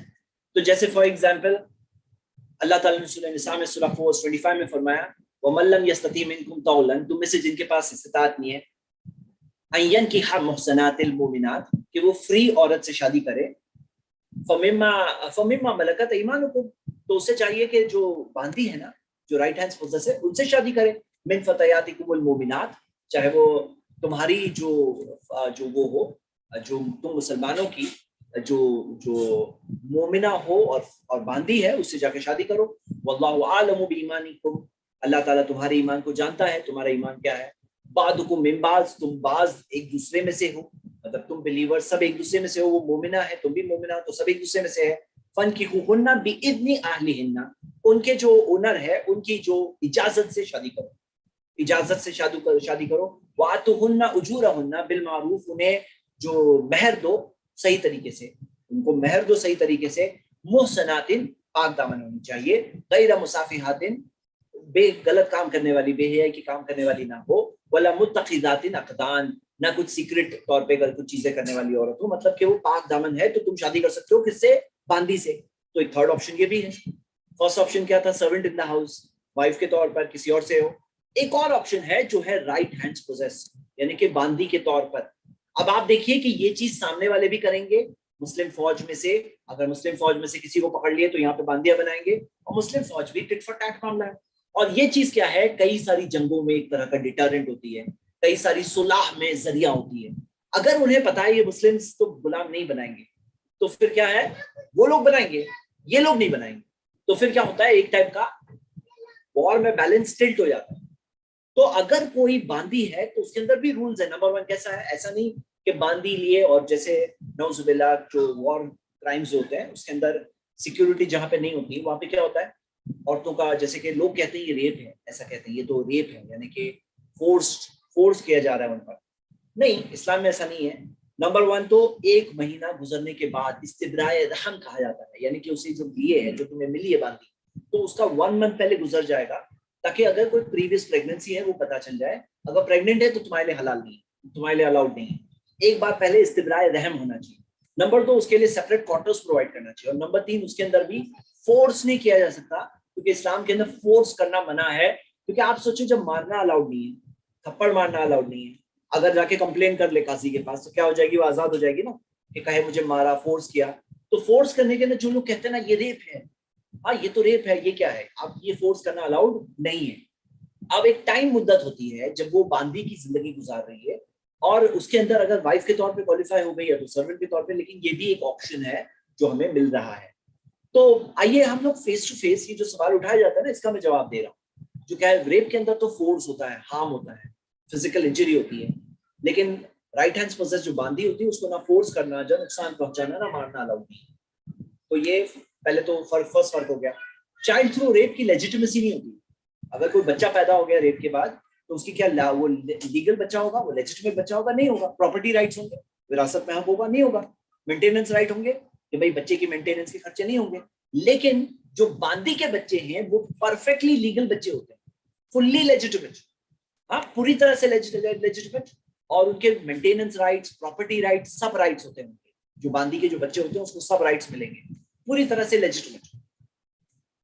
पता क्या चला, ये एक टाइप की मैरिज टाइप है, मैं आपको आगे बताऊंगा ये। लेकिन हम देखते हैं चिल्ड्रन पूरी तरह से लीगल है, यानी एक शख्स के बच्चे हैं जो उसकी वाइफ के थ्रू पैदा हुए, और एक बच्चे हैं जो बांदी के थ्रू पैदा हुए, दोनों की विरासत सेम है, सबके राइट्स इक्वल है। नबी सल्लल्लाहु अलैहि वसल्लम ने फरमाया वादिलू फी औलादिकुम, अपनी औलाद में इंसाफ करो, तो इंसाफ है सबके लिए। ओके, रेप के अंदर क्या होता है, मल्टीपल लोग रेप कर सकते हैं। बांदी के अंदर किसी और को राइट नहीं है कि वो उसकी बांदी के पास आकर नजर भी डाले, अलाउड नहीं है किसी को। ये उसकी है, तो उसके अंदर किसी को राइट नहीं है, हाँ किसी को भी राइट नहीं। रेप के अंदर क्या है कि फूड क्लोथिंग शेल्टर की जिम्मेदारी होती है क्या रेपिस्ट फूड क्लोथिंग शेल्टर की? नहीं ना। राइट हैंड्स पोजेस में जो तुम खुद खाते हो खिलाओ। और आपको पता है जो बीवी के लिए भी जो हदीस आती है ना सुनन अबू दाऊद में, कि जो तुम खाते हो वो बीवी को खिलाओ, जो तुम पहनते हो वो लेवल के कपड़े बीवी को पहनाओ। सेम वर्ड्स आपको बांदी के लिए भी आ रहा है, जो तुम खाते हो वो खिलाओ, जो तुम पहनते हो वो पहनाओ। मतलब राइट्स के एतबार से उनको फूड क्लोथिंग रिस्पॉन्सिबिलिटी के एतबार से उनको पूरा राइट दिया गया है, शेल्टर ये सब उनको राइट दिया गया है। हाँ, तो ये आप देख रहे हैं कि ये रेप से तो डेफिनेटली रॉन्ग है। जो लोग कहते हैं रेप है तो उनका लैक ऑफ दिस है। बाज लोग कहते हैं प्रोस्टिट्यूशन एक टाइप का, यानी कि जो औरतें अपने जिस्म को बेचती हैं। तो चलो मैं सामने सामने कंपैरिजन कर रहा हूँ, जो लोग ऐसे इल्जाम लगाते हैं इस्लाम पर तो सामने सामने कंपैरिजन कर लेते हैं। प्रोस्टिट्यूशन में बच्चों की कोई लेजिटिमेसी नहीं होती है, प्रॉपर्टी राइट्स नहीं होते, मेंटेनेंस राइट्स नहीं होते। यहाँ पे लेजिटिमेट होते हैं बच्चे, पूरी तरह से लीगल होते हैं, उनके प्रॉपर्टी राइट्स होते हैं, मेंटेनेंस राइट। प्रोस्टिट्यूशन में पता नहीं होता है फादर कौन है। यहाँ पे फादरहुड क्लियर है क्योंकि इस्तिब्राए रहम होता है, यानी ऐसे ही किसी बांदी के साथ ताल्लुकात कायम अलाउड नहीं है। थर्ड, प्रोस्टिट्यूशन में क्या food clothing responsibility shelter responsibility होती है? नहीं होती। यहाँ पे पूरी रिस्पॉन्सिबिलिटी होती है। प्रोस्टिट्यूशन में कब तक लोगों को इंटरेस्ट होता है? जब तक वो बूढ़ी ना हो जाए, जब तक खूबसूरती ना चली जाए, जब तक कोई डिजीज का शिकार ना हो जाए। यहाँ पे क्या है ना, राइट हैंड्स पोजेस को अबैंडन नहीं कर सकते जब तक कोई और उसकी रिस्पॉन्सिबिलिटी ना ले ले, यानी पूरी तरह से फुल्ली रिस्पॉन्सिबल है।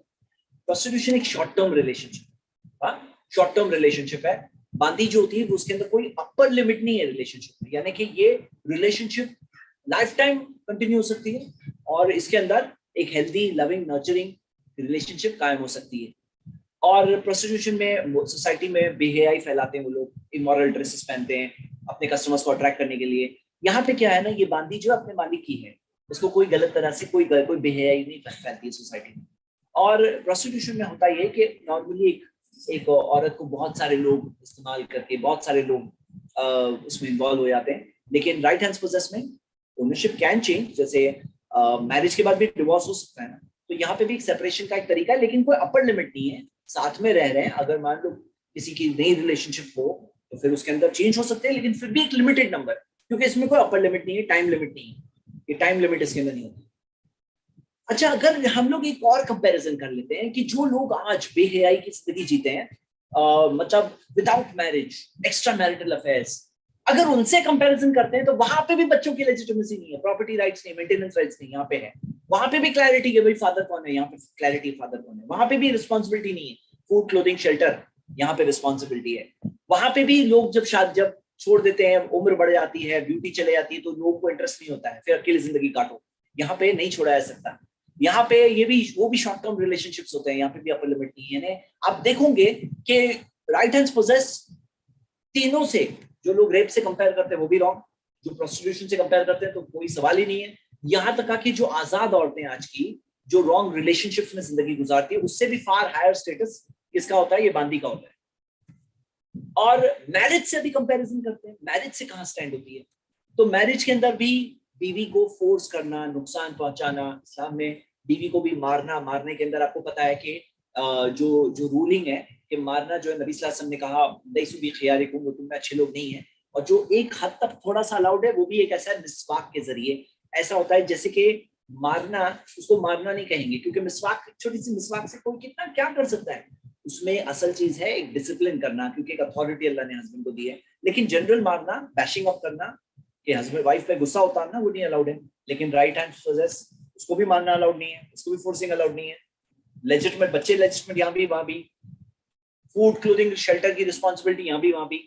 रिलेशनशिप में कोई लेंथ नहीं है, बीवी कितने वक्त तक रहेगी, बीवी लाइफ टाइम बीवी होगी, हो सकता है डिवोर्स भी हो सकता है। राइट हैंड पोजेस में भी कोई लिमिट नहीं है।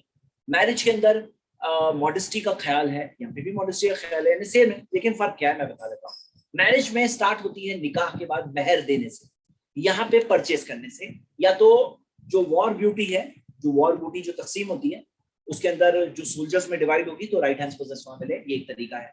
सेकेंड चीज, मैरिज खत्म होती है डिवोर्स से, यहाँ पे सेल से या तो आजाद करने से। थर्ड, इसके अंदर वाइफ के पास राइट होता है कि वो फिजिकल सेटिस्फेक्शन डिमांड कर सकती है हस्बैंड से, लेकिन बांदी जो है उसको वो राइट के हद तक नहीं, एक राइट के हद तक नहीं कि वो डिमांड कर सकती है हस्बैंड से। उसके जो हस्बैंड है उसके लिए हस्बैंड है, owner master type of husband है। फोर्थ, राइट ऑफ इनहेरिटेंस होता है मैरिज में, यहाँ पे इसके पास राइट ऑफ इनहेरिटेंस तो नहीं होता है, वसीयत के जरिए उसको कुछ मिल सकता है, लेकिन अगर वो उम्मुल वलद है तो उसको अपनी आजादी मिलेगी जब उसके मालिक का इंतकाल होगा। और इसमें इद्दत होती है, वहां पे इस्तिब्राए रहम होती है। यानी पता क्या चला कि मैरिज से काफी सिमिलर है और क्या क्या चीजों से डिसिमिलर है, लेकिन ये भी नहीं भूलना है इसके बाद भी इस्लाम प्रिफर करता है, इतने राइट्स दे दिए लेकिन फिर भी प्रेफर करता है फक्र रक़बा, गुलाम को आजाद, फिर भी प्रेफर करता है कि बांदी बना के मत रखो, आजाद करो। प्रेफरेबल चीज है, मतलब प्रेफरेबल चीज के एतबार से। तो ये सब चीजें हमने देखा। अब अगर आप लोगों का कोई काउंटर क्वेश्चन हो इस बारे में या कोई चीज काउंटर एनालिसिस आपकी है तो आप लोग अपने सवाल पूछ सकते हैं इंशाल्लाह। Let's have a open question answer session. जी, मैं मंजर आम पे ये सवाल का जवाब लाऊं उससे पहले अगर आप अपनी कोई एनालिसिस, कोई सवाल, कोई एतराज अगर पूछना चाहते हैं तो आप पूछ सकते हैं फ्रीली।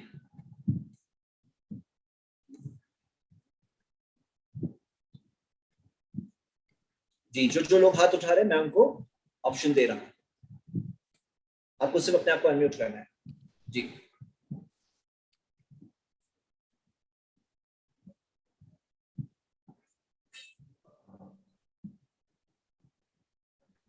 मैं ऐसा करता हूं कि पहले सिर्फ मौजू से रिलेटेड सवाल पूछ सकता हूं। एक सवाल ये आया है कि a slave who marries one or maximum two wives, does his wife also have to do that, or his wives also have to be slaves or not? तो क्या उसकी बीवी भी स्लेव होना जरूरी है? अगर वो आजाद औरत स्लेव से शादी करने तैयार है, अगर तैयार है स्लेव से शादी करना तो कर सकती है। जैसे हम देखते हैं कि मिसाल बरीरा और मुगीज का, कि बरीरा और मुगीज दोनों स्लेव्स थे और दोनों हस्बैंड वाइफ थे, और किसी ने बरीरा को आजाद कर दिया। जब बरीरा आजाद हो गई तो जो आजाद वाइफ होती है उसको चॉइस मिलता है कि वो अपने प्रीवियस स्लेव हस्बैंड के साथ रहना चाहती, नहीं रहना चाहती। तो बरीरा ने जब चॉइस मिला तो बरीरा ने चूज किया कि मैं मुगीज के साथ नहीं रहना चाहती। तो लोग उस टाइम पे बयान करते हैं, सही बुखारी की हदीस है कि लोगों ने देखा मुगीज सड़क पर चल रहा है, उसकी आंखों में आंसू है और बरीरा उसको रिफ्यूज कर रही है। तो नबी सल्लल्लाहु अलैहि वसल्लम ने सिफारिश की मुगीज की तरफ से कि तुम अगर मुगीज के साथ रहो तो कितना अच्छा होगा। तो बरीरा रज़ियल्लाहु अन्हा ने पूछा कि नबी सल्लल्लाहु अलैहि वसल्लम आप हुक्म दे रहे हो? नबी सल्लल्लाहु अलैहि वसल्लम ने कहा नहीं, मैं हुक्म नहीं दे रहा हूँ, सिर्फ सिफारिश कर रहा हूँ, क्योंकि नबी सल्लल्लाहु अलैहि वसल्लम की हम्बलनेस थी, जो था वो उतना बता दिया। तो बरीरा ने कहा रज़ियल्लाहु अन्हा ने कि मैं नहीं चाहती हूँ उनके साथ रहना। तो ये बरीरा का चॉइस था, यानी कि आजाद होने के बाद उसके पास चॉइस था। लेकिन क्योंकि नबी सल्लल्लाहु अलैहि वसल्लम ने ऑफर किया, इससे क्या पता चला? इससे ये पता चला कि अगर वो चूज करती कि मैं रहूं तो वो आजाद होकर एक गुलाम की हस्बैंड वाइफ हो सकते थे। हस्बैंड वाइफ, एक वाइफ आजाद और गुलाम मर्द हो सकता है। यानी कि क्या जो सवाल था भाई का कि क्या कोई गुलाम एक आजाद औरत से शादी कर सकता है? कर सकता है अगर वो राजी है तो, अगर उसकी रजामंदी है तो। जी, और दूसरी गुलाम औरतों से भी शादी कर सकता है। जी, मरिया किप्तिया कौन थी? अच्छा, जो लोगों ने सवाल हाथ उठाया वो लोग भी अपने आप को अनम्यूट कर सकते हैं। मरिया किप्तिया एक बांदी थी जो नबी सल्लल्लाहु अलैहि वसल्लम को इजिप्ट के रूलर ने दिया। दो बांदियां दी नबी सल्लल्लाहु अलैहि वसल्लम ने। मरिया किप्तिया को एज अ लिया, बांदी के तौर पे लिया। और कोई ये कहेगा कि आजाद क्यों नहीं किया? आजाद करने की मिसालें हैं, नबी सल्लल्लाहु अलैहि वसल्लम ने आजाद भी किया, आजाद करके शादी किया, वो भी मिसाल है। एक ये मिसाल भी है कि बांदी एज वाइफ हो सकती है, और फिर उसके राइट्स कैसे हो। और वो मरिया किप्तिया के जरिए नबी सल्लल्लाहु अलैहि वसल्लम को बेटा हुआ जिसका नाम था इब्राहिम, और जिसकी बचपन में ही इंतकाल हो गया। तो हम देखते हैं कि वो भी एक मिसाल है, क्योंकि नबी सल्लल्लाहु अलैहि वसल्लम एग्जाम्पल है। और जो चीज हलाल है उसको हराम नहीं बना सकते, जो हराम है उसको हलाल नहीं बना सकते। तो ये चीज हलाल है बांदी रखना। तो बांदी रखने का जो उस जमाने सिनेरियो के एतबार से जो चीज थी, राइट्स दिए गए उनको, फ्रीडम का तरीका दिया गया, उनको सारी इज्जत दी गई, उनको लेजिटिमेसी दी गई, टाइप ऑफ वाइफ बनाया गया। हाँ, टाइप ऑफ वाइफ बनाया गया, एक कम दर्जा लेकिन लाइक वाइफ तो बनाया गया। ये चीज है। तो नबी सल्लल्लाहु अलैहि वसल्लम ने खुद भी एक बांदी रखा था, मरिया किप्तिया।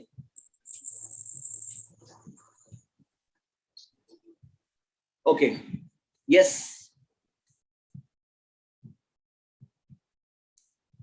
जो लोगों ने हाथ उठाया आप अपने पहले सवाल पूछ लीजिए। जी जैद भाई, मैं ये कह रहा था कि हजरत उमर रजीअल्लाहु अन्हु जो है वो स्लेव्स को हाथ लगाते थे। इस हदीस को अल्लामा अलबानी ने सही कहा है।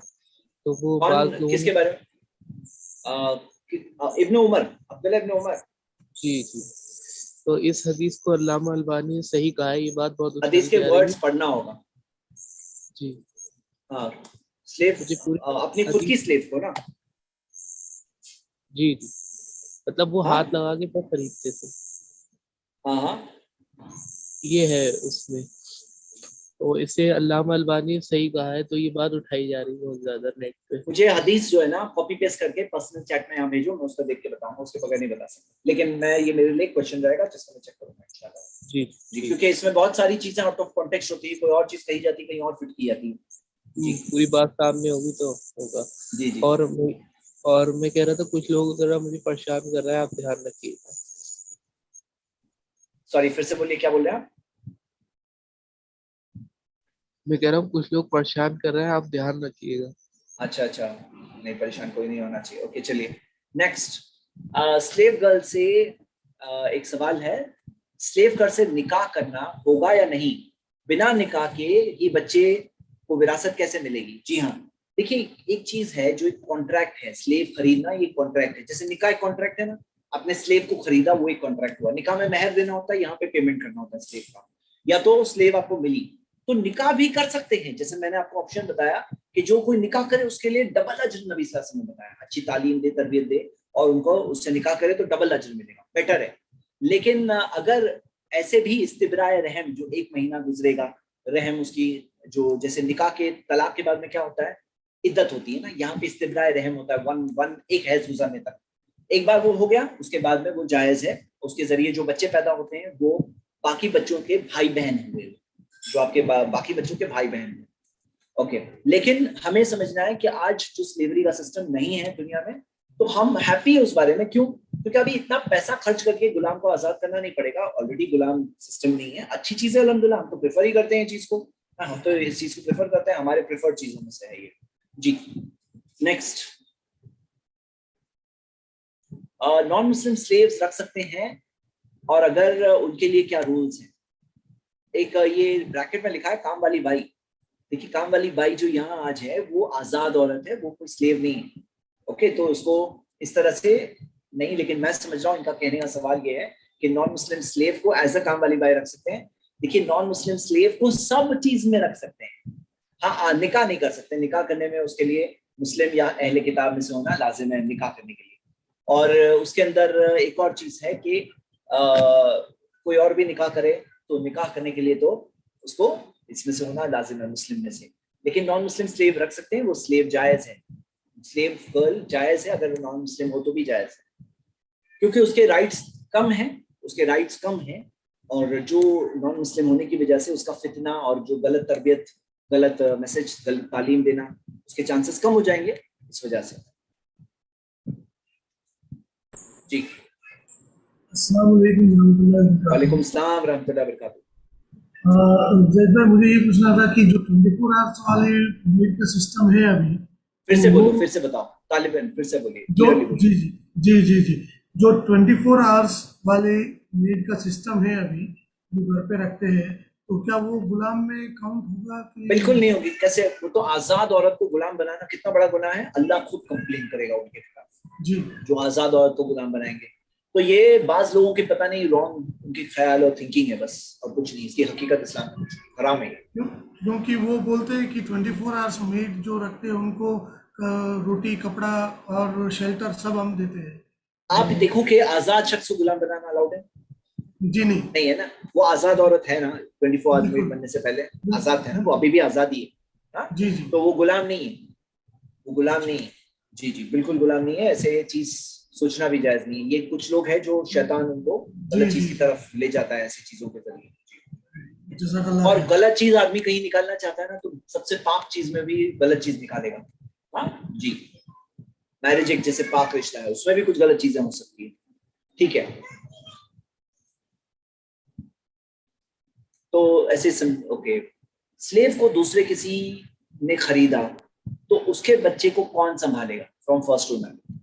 देखिए इसी वजह से फर्स्ट ओनर जो होता है ना, वो जब अगर उसने स्लेव को, मैं बता दिया ना कि कोई खरीद नहीं सकता, जब वो उम्मुल वलद बन गई ना, तो वो कोई वो बेच नहीं सकता उसे। अगर फर्स्ट ओनर ने के पास बच्चे पैदा हुए हैं तो क्या वो बेच सकता है उस बांदी को? नहीं बेच सकता, उम्मुल वलद हो गई एक वो, उम्मुल वलद यानी वो बच्चे की माँ जब हो गई तो उसे वो बेच ही नहीं सकता। अब सिर्फ एक चीज है, आजाद कर सकता है, चाहे जीते जी कर दे चाहे मरने के बाद हो, क्योंकि उसके मरने के बाद वो किसी और की नहीं होगी। हाँ जी, ओके नेक्स्ट। ठीक है, आप लोग बाकी लोग जो हाथ उठाएं या तो हाथ डाउन कर लीजिए या तो सवाल पूछ लीजिए, ठीक है, नहीं तो डाउन कर लेते हैं। ओके, ईसा अलैहिस्सलाम दोबारा आने पर जो जंग होगी, क्या उसमें गुलाम और बांदी फिर से बनाए जाएंगे? मेरे इल्म में नहीं है, मैंने कुछ गुलाम बांदी का जिक्र उसमें नहीं सुना है। उसके अंदर कितनी डेथ्स होगी, कितनी खतरनाक वो जंग होगी, वो सब जिक्र है, लेकिन गुलाम बांदी का जिक्र नहीं है, मेरे इल्म में तो नहीं जी। लेकिन कोई जरूरी नहीं है कि कोई चीज जो आज बैंड है वो कल कोई और दूसरा नाम दूसरी चीज के जरिए फिर से लोग रिवाइव ना कर दें, कोई जरूरी नहीं है। हम तो ये चाहते ना हो, हाँ ना हो जी, ठीक है। चलिए, मैंने सारे सवाल ले लिए। एक सवाल टॉपिक से रिलेटेड नहीं है, बाकी है किसी और को टॉपिक से रिलेटेड कोई सवाल पूछना है, ताकि हम ये टॉपिक जो देख रहे हैं ये टॉपिक को अच्छी तरह से एक्सप्लोर कर लेते हैं।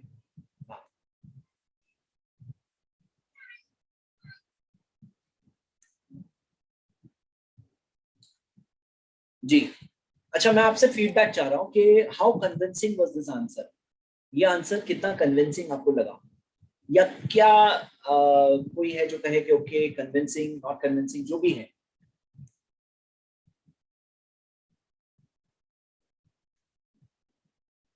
जी ठीक है, चलिए तब तक मैं एक सवाल जो टॉपिक से रिलेटेड है वो नहीं रिलेटेड है, मैं वो बता देता हूँ।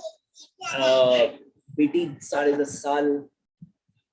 साल की है और अभी स्कूल स्टार्ट हो गई है।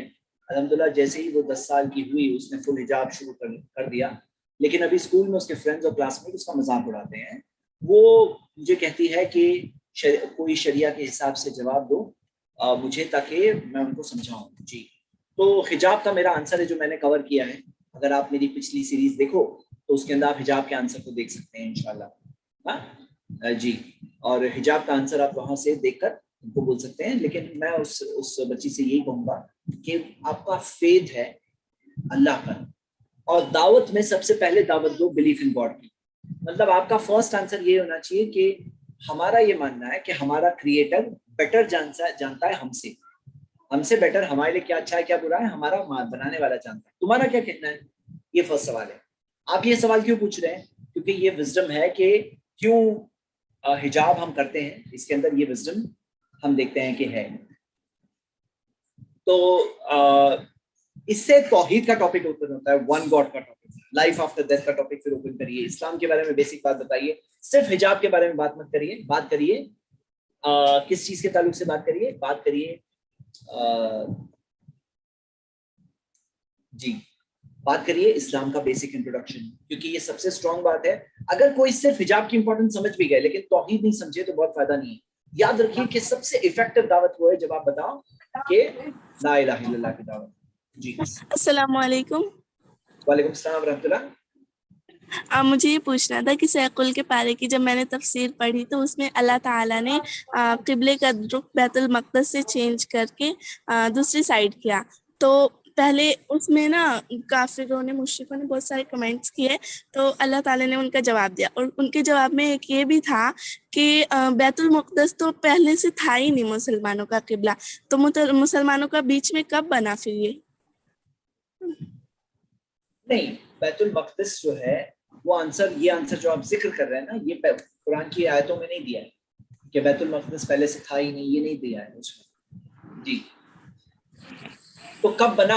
हम देखते हैं कि बनी इसराइल के जो कितने सारे नबी आए, रसूल आए, तो वो सब टाइम पर बैतुल मक़दस जो जेरूसलम में है वही किबला था, और मेन जो किबला दुनिया के लोगों के लिए वही था, क्योंकि यहाँ पे इस्माइल अलैहिस्सलाम के बाद में कोई और पैगंबर और रसूल नहीं आया। वहां पे इब्राहिम अलैहिस्सलाम, इसहाक अलैहिस्सलाम, उनके बाद में याकूब अलैहिस्सलाम, यूसुफ अलैहिस्सलाम और बनी इसराइल, तो ये सब के सब हम देख रहे हैं कि सिलसिला चला। तो बैतुल मक़दस था, लेकिन जब बैतुल मक़दस से किबला चेंज होकर इब्राहिम अलैहिस्सलाम के कायम किए हुए काबे की तरफ वापस आया, तो तब हम देखते हैं कि वो टाइम पर ये बात मैसेज लोगों तक पहुंचा कि अब किबला चेंज हो गया, यानी अभी यहाँ पर लीडरशिप अब इस तरफ है। अब वहां पे बनी इसराइल का वो मकाम नहीं कि वो लीडर्स रहे। तो अल्लाह आलम उससे पहले की हिस्ट्री क्या है जो बाद में शुरू में आदम इब्राहिम इस्लाम ने भी जो बनाया था काबे को उसके कवायद पर बनाया था, यानी काबा उससे पहले से था, उसके फाउंडेशंस पे बनाया था, यानी जो फाउंडेशंस थे उस जमाने में। क्या उसकी और हिस्ट्री वो हमें पता नहीं है, और वो जमाने में पहले क्या था, कि काबा किबला था नहीं था, अल्लाह वाला। सिर्फ मौजू से रिलेटेड सवाल पूछें सब स्टूडेंट्स या कुछ जी। ज़ैद भाई कोई Q&A पे कोई क्वेश्चन है?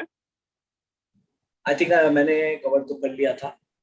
ओके नहीं, मैंने एक्चुअली नीचे स्क्रॉल नहीं किया, अभी जस्ट स्क्रॉल कर रहा हूँ तो मैं देख रहा हूँ कि उसके नीचे कुछ है।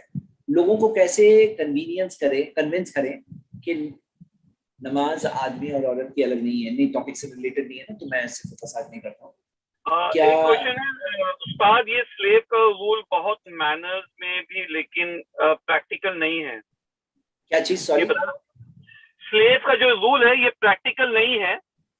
हाँ। ये सवाल नॉन मुस्लिम कर सकते हैं कि रिलेशन कायम करके कोई जबरदस्ती वो स्लेव के पता नहीं डॉक्टर के बात मान ले अपने ओनर की, स्लेव डर के बात मान ले अपने ओनर की। अच्छा, वो मतलब ये है कि स्लेव अगर तो अपनी मर्जी तो होती नहीं है, तो डर के ही मानेगा अपने ओनर्स की बात। तो ये सब चीजें जो है ये ऐसा लग रहा है इनह्यूमन है। तो देखिए, जैसे मैं बताया कि जहां पर हमारे लिए तो प्रिफर्ड चीज है गुलाम आजाद करना, गुलामी हो ही नहीं, और कोई औरत भी अगर गुलाम बने तो पहले तो गुलाम बने ही नहीं, और बने तो उसको आजाद होने का तरीका बहुत सारा दिया गया है। और अगर मान लो वो time being as a slave continue हो रही है, तो फिर उसे राइट्स दिए गए बहुत सारे, उसको हार्म करने से मना किया गया है।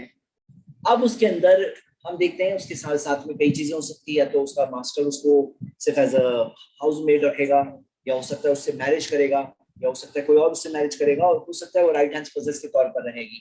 तो भाई का सवाल है कि ये सारे सिनेरियो में वो जो एक पॉसिबिलिटी है ये थोड़ी इनह्यूमन लग रही है। तो मैं उनका बात ये कह रहा हूँ, इसके अंदर भी फोर्स करना अलाउड नहीं है, इसके अंदर भी रजामंदी शामिल है, मतलब कोई फोर्स के साथ में नहीं होगा।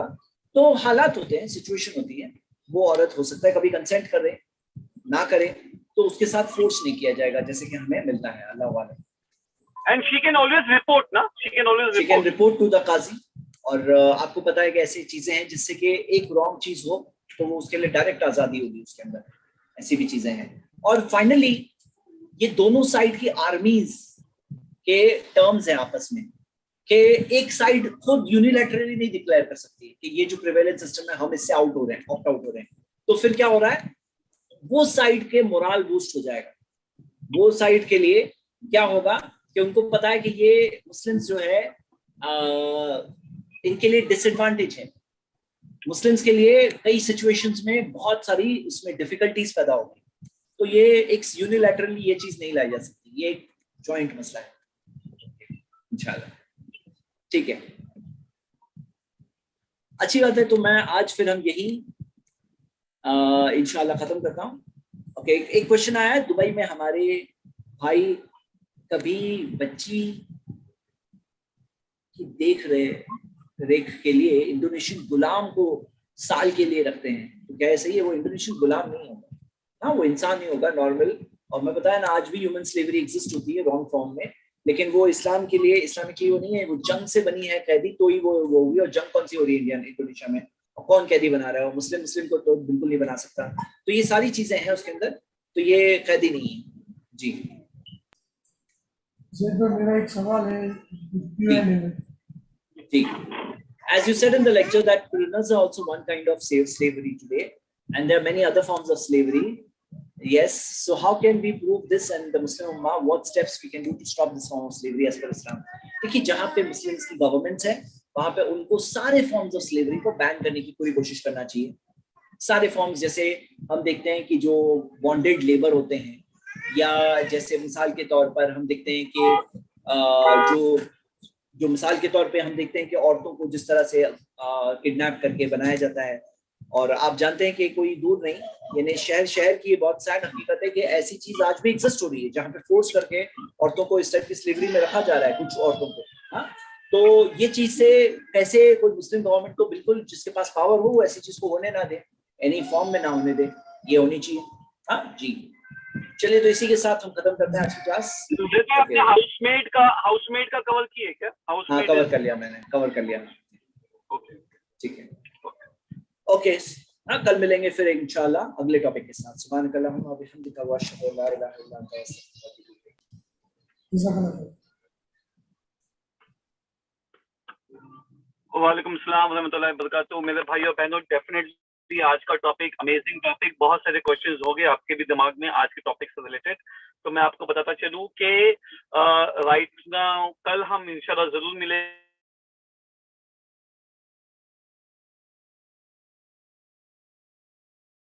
तो वेडनेसडे की क्लास किसी की मिस नहीं हुई है। वेडनेसडे को इसकी जगह पे, यह इस्लाम की जगह पे क्लास होती है रमजान कुरान स्टडी या फिर कुरान स्टडी की क्लास होती है, क्योंकि ये हमारा मुसलसल चलता आ रहा है कुरान का, तो इसे हमने ब्रेक नहीं किया है। वो तो हर दिन था, लेकिन यह इस्लाम के लिए हमने उसे सिर्फ आज के दिन के लिए वेडनेसडे के दिन के लिए रखा, वेडनेसडे के दिन के लिए रखा है। वेडनेसडे के दिन क्लास होगी, कौन सी क्लास होगी? कुरान स्टडी। और उसी तरीके से अभी right now in half an hour एक बहुत अच्छे शेख है, उनकी कुरान तफसीर की क्लास शुरू होने वाली है। अगर किसी को भी जाना है, देखना है, समझना है, अराउंड 11:15 तकरीबन होगा इंडिया का, तो वो आप हमारे स्टेटस पे, ईमान इंस्टीट्यूट के स्टेटस पे जाके देख सकते हो, वहां से ज्वाइन कर सकते हो। रही बात यह है इस्लाम की, एंड तो मैं बताता चलूं कि जैद भाई ने बात की है कि हमें अगर तौहीद का मसला समझ में आ जाए तो हमें बहुत सारे हमारे जो सवाल है, हमारे कंफ्यूजन है, वो हल हो जाएंगे। हमारे क्या, सभी के हल हो जाएंगे इंशाल्लाह, पूरी दुनिया के हल हो जाएंगे अगर सिर्फ तौहीद समझ में आ गई तो, ला इलाहा इल्लल्लाह समझ में आ गया तो उसकी एक तौहीद का लास्ट वीक में एक क्लास हुई थी, जिसका कि अभी एक सेक्शन बाकी है। आउट ऑफ 4 सेक्शन एक सेक्शन बाकी है, जो कि आज जैद भाई कवर करेंगे ऑन संडे 11 बजे। तो हम आपको इनवाइट करेंगे कि प्लीज आप लोग आइए ये क्लास में, एंड ये क्लास से जुड़े। एंड इसका नाम है मजबूत बुनियादें। वो जो बहन थी ना जिसका कुछ क्वेश्चन था, तो जैद भाई ने कहा कि आपको तौहीद समझना होगा, तो तौहीद समझ जाओगे तो आपको बहुत सारी चीजें आसान हो जाएगी। तो तौहीद का तो मौजू है ही, लेकिन ये टाइम का मौजू है हमारा क्लास का, उसका नाम है सुन्नत या बिदअत। सुन्नत या बिदअत जो मौजू है वो हम देखेंगे कि बहुत बेहतरीन मौजू है, लेकिन उसके पहले शुरू क्या होगा? उसके पहले शुरू होगा हमारा जो टॉपिक है वो है तौहीद, अल्लाह की वहदानियत और वननेस ऑफ अल्लाह। उसका एक सेक्शन बाकी है, उसके बाद में सुन्नत या बिदअत शुरू होगी। मैं सभी को इनवाइट करता हूँ कि प्लीज जुड़े। कैसे जुड़े? तो आपको ईमान इंस्टीट्यूट के ऊपर जाके सिर्फ छोटा सा फॉर्म फिल करना है, एंड जैसे फॉर्म फिल होगा तो अगर आप सिस्टर हो तो आपको सिस्टर ग्रुप में ऐड किया जाएगा, आपका अगर आप ब्रदर हो तो आपको ब्रदर ग्रुप में ऐड किया जाएगा। और उसके साथ में क्या होगा, आप क्लोज करने जुड़ोगे। कोर्स में आपको यूट्यूब की वीडियोस मिलेगी, आपको पीडीएफ मिलेगी, आपको नोट्स मिलेगी, इंशाल्लाह आपको एग्जाम्स भी मिलेंगे। तो आप एग्जाम देके, बार बार एग्जाम देके, हमारे कुछ स्टूडेंट्स है जो बहुत पसंद कर रही है बात कि इसमें एक ही बार एग्जाम देना उसके बाद में हल नहीं है, मतलब ऑप्शन नहीं है। अगर आपको ऐसा लगता है कि आप इससे बेटर कर सकते हो, आप बेटर मार्क्स ला सकते हो, तो बेटर मार्क्स लाने के लिए आपको एग्जाम्स आप फिर से दे सकते हो एंड अपने 100% मार्क्स ला सकते हो, और बहुत ही इंशाल्लाह ब्यूटीफुल सर्टिफिकेट भी मिलेगा आपको। तो ये ऐप पे मिलता है। हमारे जितने भी एग्जाम्स है वो ऐप पे होते हैं। एंड तालिब इल्म, आपको अगर कोई क्वेश्चन है तो आप पूछ सकते हो। Please go ahead and ask your question. अस्सलाम वालेकुम वरहमतुल्लाहि वबरकातुहू। वालेकुम अस्सलाम वरहमतुल्लाहि वबरकातुहू। यस मेरे भाई, जज़ाकल्लाहु खैरन शकील भाई, आप you are doing very great job, अल्हम्दुलिल्लाह। अल्हम्दुलिल्लाह। I just want to ask कि आई प्लस जो ऐप है, आई प्लस टीवी ऐप है, वो और इमाम इंस्टीट्यूट दोनों भी सेम है कि अलग ऐप है इमाम इंस्टीट्यूट का? हाँ जी, आईपीएस का जो ऐप है ना वो वीडियोस देखने के लिए है। ईमान इंस्टीट्यूट का जो ऐप है ना वो एग्जाम देने के लिए है। तो लेकिन आप लोग अगर सिर्फ आईपीएस के प्रोग्राम देखना चाहते हो तो आप आईपीएस टीवी के ऐप पे जाइए, लेकिन अगर आपको ईमान इंस्टीट्यूट के एग्जाम देना है तो ईमान इंस्टीट्यूट का ऐप डाउनलोड कीजिए, ईमान इंस्टीट्यूट के एग्जाम दीजिए, उसमें आपको वीडियोस भी मिलेंगे, सब कुछ मिलेगा इंशाअल्लाह। जी जज़ाकल्लाह खैर। और वो आपने जो कोर्स बताया था उसका नाम भूल गया हूँ मैं, उसका 500 रुपीज़ कुछ फीस है, और फॉर्मूला नडियाद इस्लाम वाला साहब है ना, नडियाद वाला साहब। एंड तालिब इल्म साहब, आपने मुझे लास्ट टाइम क्वेश्चन पूछा था एंड मुझे ऐसा लग रहा है कि लोगों को लगता है कि पता नहीं कि ये बहुत ही मिस्टीरियस चीज है। तो मेरे भाई मैं बॉम्बे से हूँ, अब आपने जैसा मुझे पूछा था, तो मैं बॉम्बे से हूँ, लेकिन right now I am in Kuwait. So ये कोई जी मिस्ट्री जी की बात जैसा नहीं, करेंगे। जस्ट खाली इतना है कि बस मैं ज्यादा अपना अटेंशन अपने पे नहीं लेता। मैं चाहता हूँ लोगों का फोकस होना चाहिए क्लास के ऊपर, एंड सबसे बड़े हमारे उस्ताद के ऊपर होना चाहिए। सो जी that's why we don't talk about this all this things, वरना जी अल्हम्दुलिल्लाह। और एक बात पूछनी थी, वो जो नडियाद वाला साहब का जो कोर्स है फार्मूला इस्लाम, उसको ज्वाइन करने के लिए मतलब कैसे करेंगे? आपको सिर्फ एक छोटा सा फॉर्म फिल करना है, ईमान इंस्टीट्यूट, अपनी जिंदगी को ईमान से भर दे, ईमान इंस्टीट्यूट पे जाइए, ईमान इंस्टीट्यूट के ऐप लीजिए, ईमान इंस्टीट्यूट पे आके आप फॉर्म भरें, एंड इंशाल्लाह आप ये फॉर्म भरने के बाद में हम आपको ऐड कर देंगे। हाँ इंशाल्लाह। Okay okay. और last but not the list, एक क्वेश्चन था कि वो जो फार्मूला इस्लाम है वो कोर्स करने के बाद सर्टिफिकेट प्रोवाइड होगा क्या? एक्चुअली वो जो एग्जाम, उसमें कोई एग्जाम नहीं है। ओके, तो आपको कंप्लीशन का सर्टिफिकेट खाली हम देंगे कि आपने कंप्लीट किया है या फिर आपने अटेंड किया है। तो उसमें एग्जाम्स नहीं है, उसमें आपको क्या कहेंगे, स्टोरी टेलिंग बहुत सारी अच्छी, अल्हम्दुलिल्लाह जी जी ब्यूटीफुल स्टोरी टेलिंग मिलेगी आपको। एंड अलहमदुलिल्लाह। जैसे कि अभी बहुत सारे फॉर्मूलाज हैं जो इस्लाम के, वो आपको उसके ऊपर मिलेंगे, जहाँ पे आप जानोगे कि सही तरीके से आपको इस्लाम को फॉलो करना है। उसके जो फॉर्मूलाज हैं, कितने सारे सुपर हीरोज हमारी जिंदगी में है जो कि जंक जंक सुपर हीरोज है। हाँ, हमारे जी निसार भाई ने ये टर्म किया है कि जंक सुपर हीरोज। तो हमें जंक सुपर हीरोज को हमें डिस्कार्ड करना है, अपनी जिंदगी में लाना है रियल सुपर हीरोज। जी तो तो हमारे स- रियल सुपर हीरोज कौन है? हाँ जी हाँ, बोलिए बोलिए बोलिए। सर्टिफिकेशन कोर्स भी है क्या? आई प्लस टीवी पे या ऐप पे या फिर ईमान इंस्टीट्यूट ऐप पे? हाँ, मजबूत बुनियाद सर्टिफिकेशन कोर्स है। अभी तो हमने अनाउंस किया ना कि उसमें सर्टिफिकेट भी मिलेगा। जी जी सर्टिफिकेशन जी कोर्स है, मजबूत बुनियाद है। जी। हाँ। और भी कोर्सेज है जो हम कर सकते हैं उसमें?